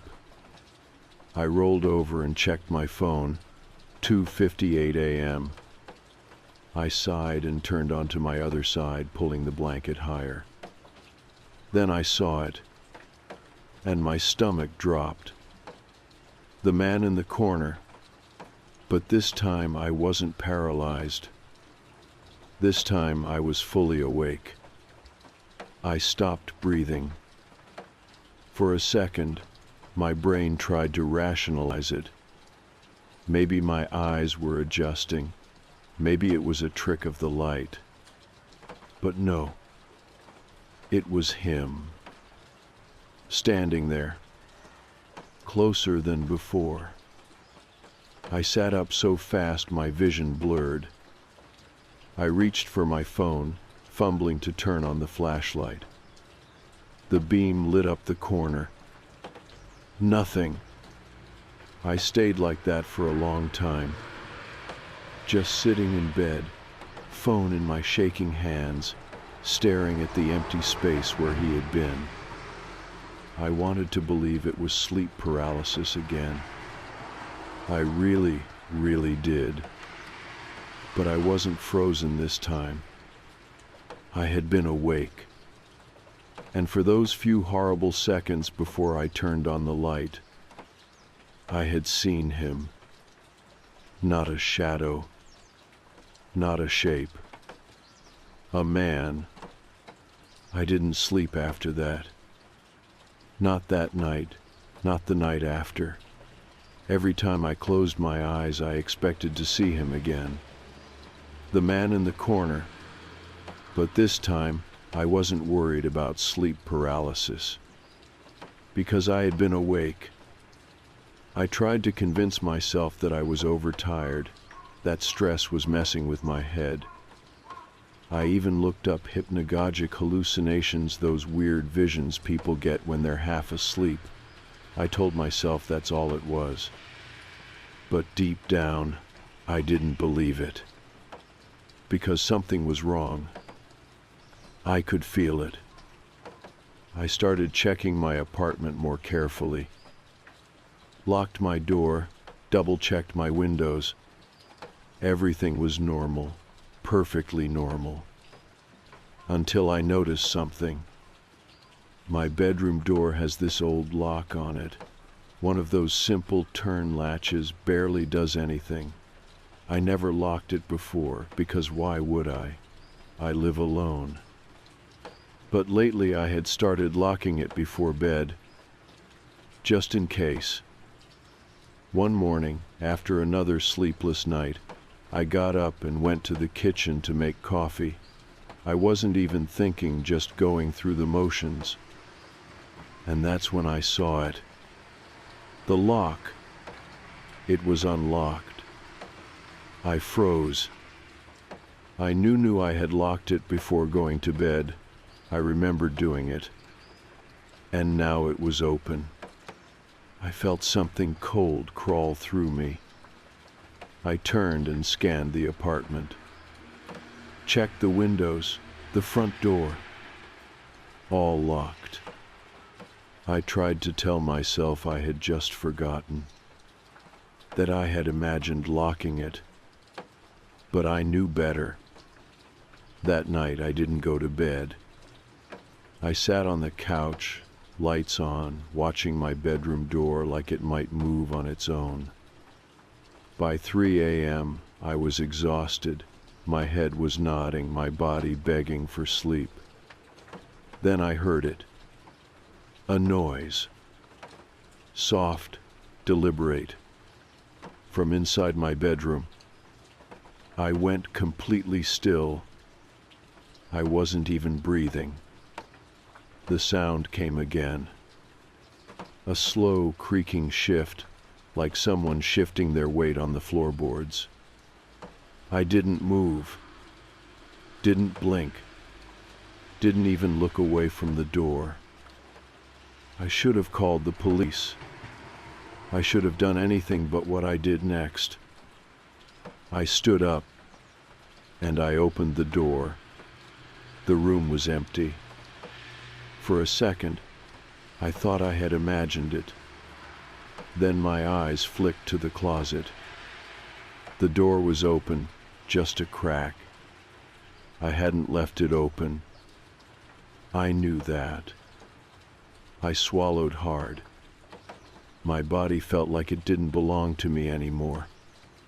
Every instinct was screaming at me to run, to leave, to get out of that apartment and never come back.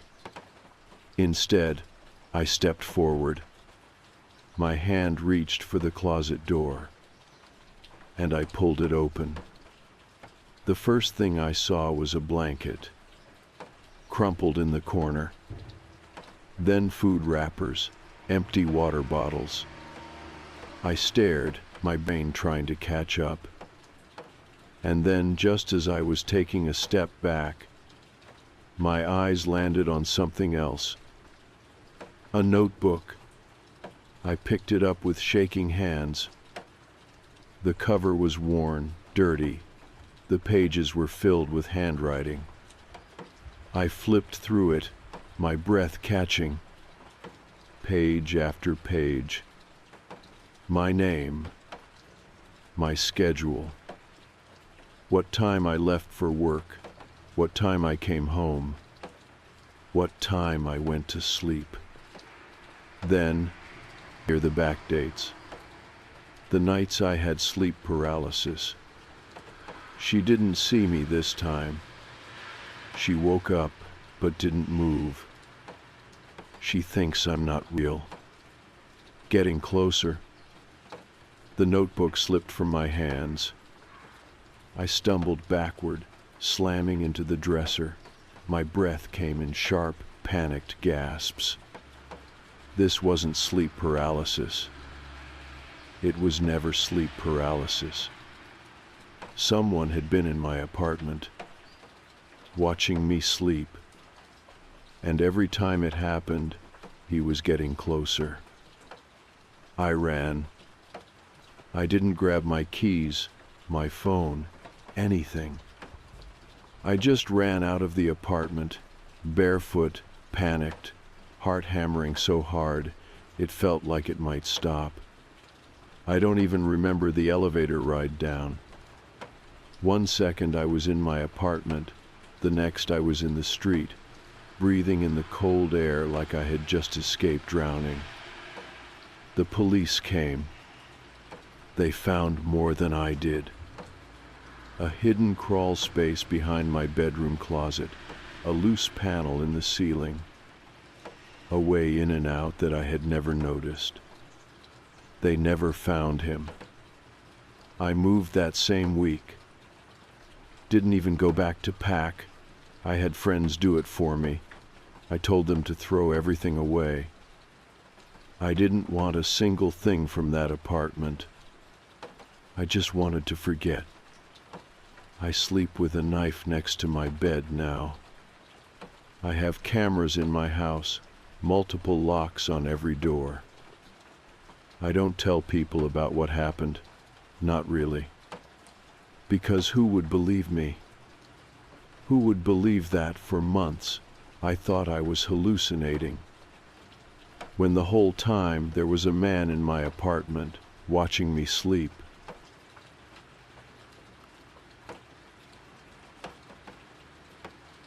I had been driving all night. The kind of shift where the city feels like a different place, quieter, darker, the streets stretching endlessly beneath flickering yellow streetlights.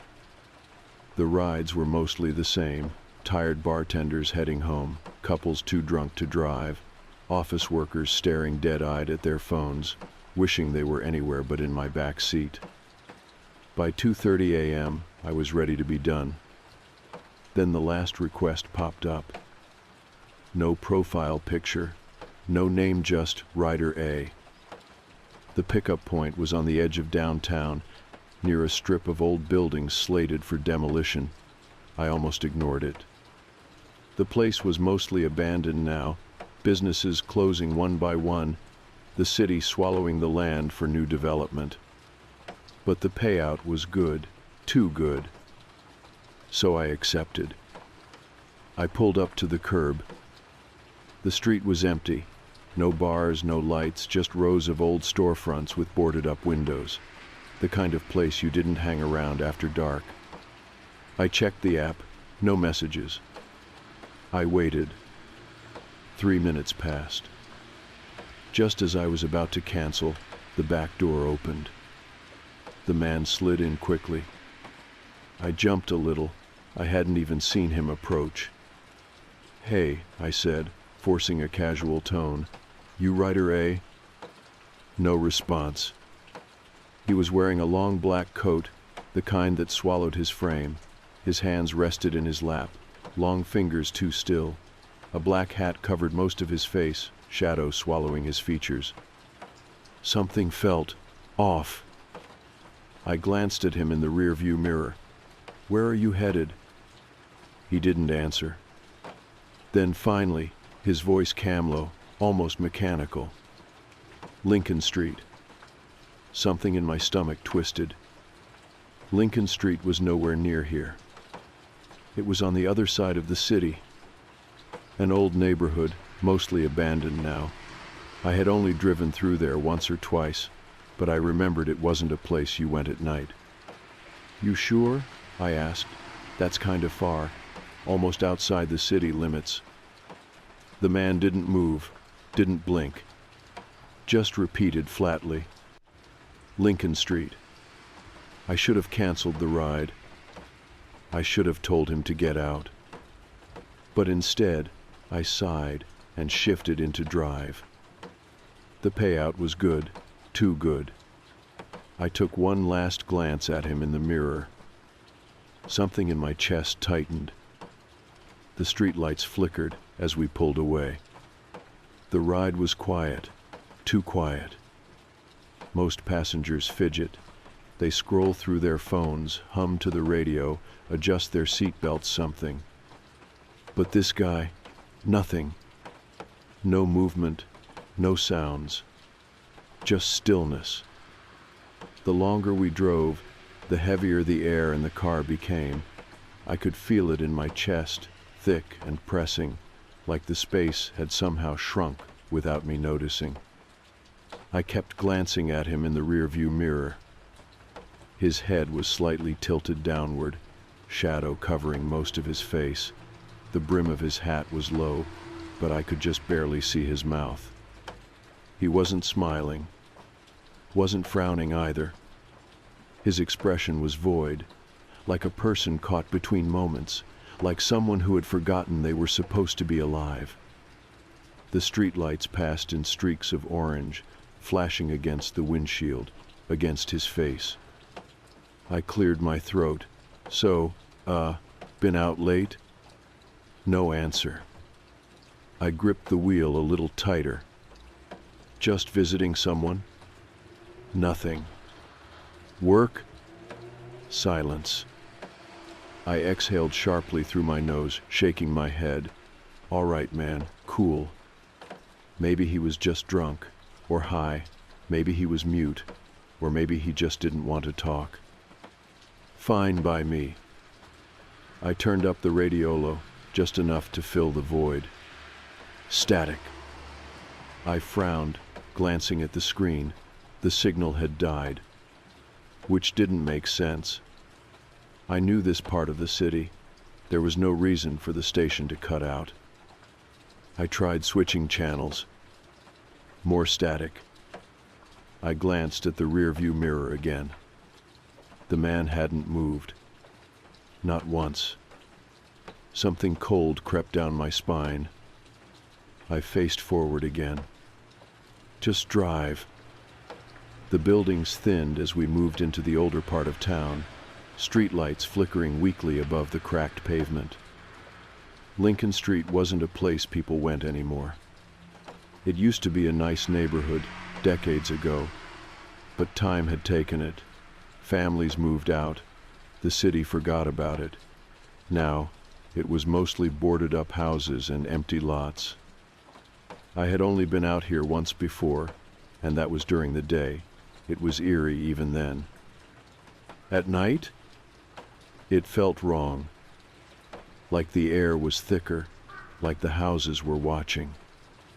The closer we got, the more uneasy I felt. My fingers tightened on the wheel. Almost there, I muttered, more to myself than him. The turn onto Lincoln Street was sharp, the road uneven under my tires. The houses were exactly how I remembered them dead. Broken windows, graffiti, a few streetlights struggling to stay alive. And then, his voice. Low, flat. "Here." I blinked. We had barely entered the street. I slowed down. Which house? The man didn't move, didn't gesture, just said, "Here." I let the car roll to a stop. The house in front of us was the worst one on the block. Not just abandoned, condemned. The front door was missing. A half-ripped police notice fluttered against the wood. The windows were shattered, their gaping holes like black, empty eyes. The entire place looked wrong, like it didn't want to be seen. I frowned. "Are you sure?" No answer. I turned to look at him, and my stomach dropped. The back seat was empty. The door hadn't opened. I hadn't heard anything, but he was gone. The seat belt was still buckled.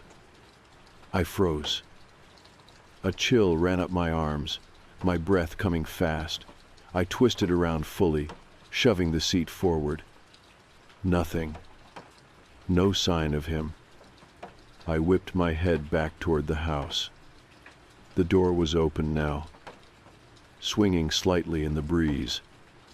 I reached for my phone, my fingers trembling. No service. The screen flickered.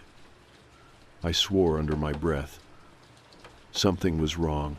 So fucking wrong. I hit the lock button on my doors. Clunk. Then slowly I reached for the gear shift. A sharp bang rang out. I jumped. The sound had come from behind me, from the trunk. I sat there, frozen, my breath too loud. Bang. Again.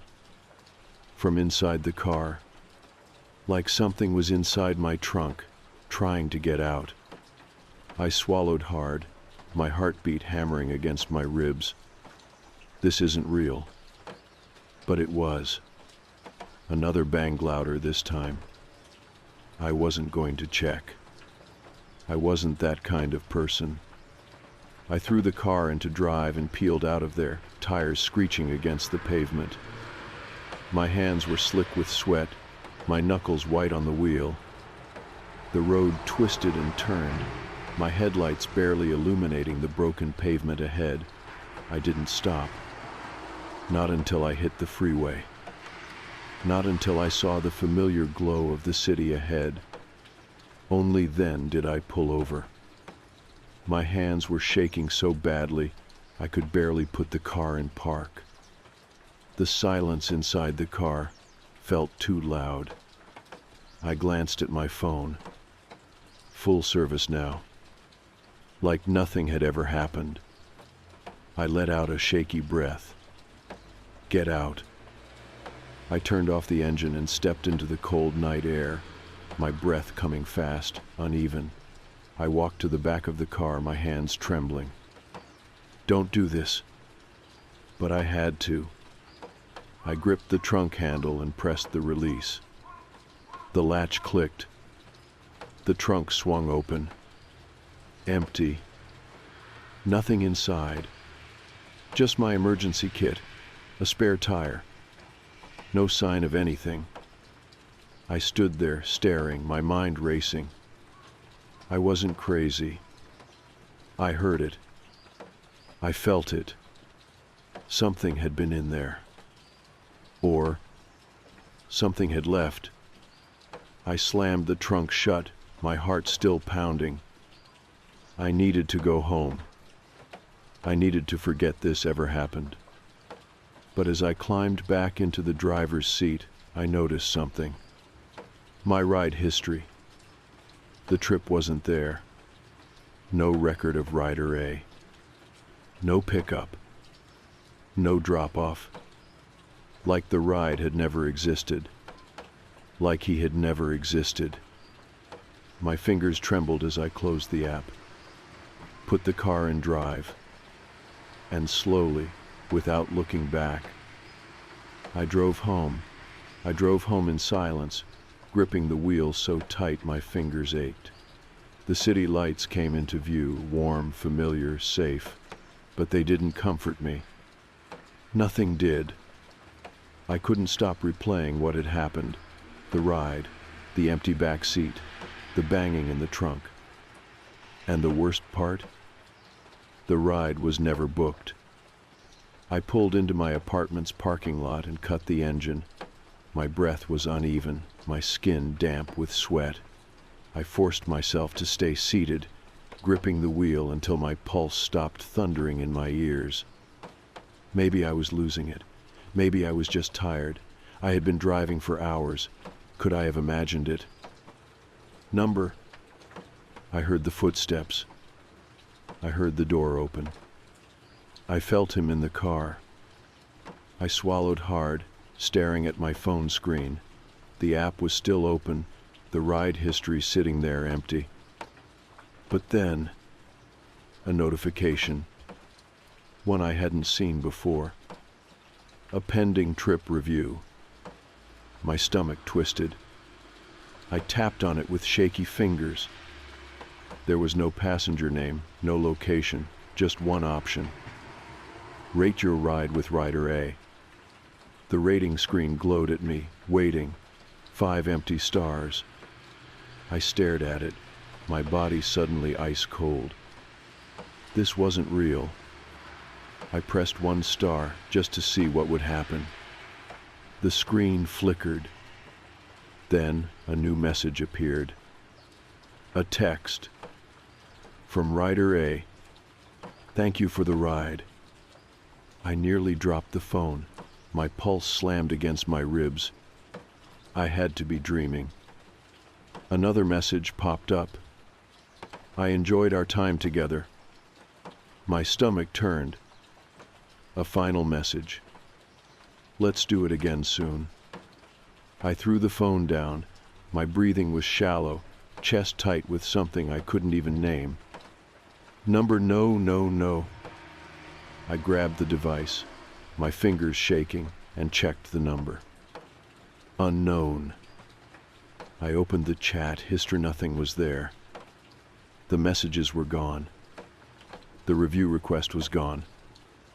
I exhaled sharply, rubbing my face. I was tired. I needed sleep. That's all this was. I locked my car and made my way inside. Sleep didn't come easy. Every time I closed my eyes, I saw the back seat, the empty space where he had been. The dream came just before dawn. I was back in the car, driving. The city was gone.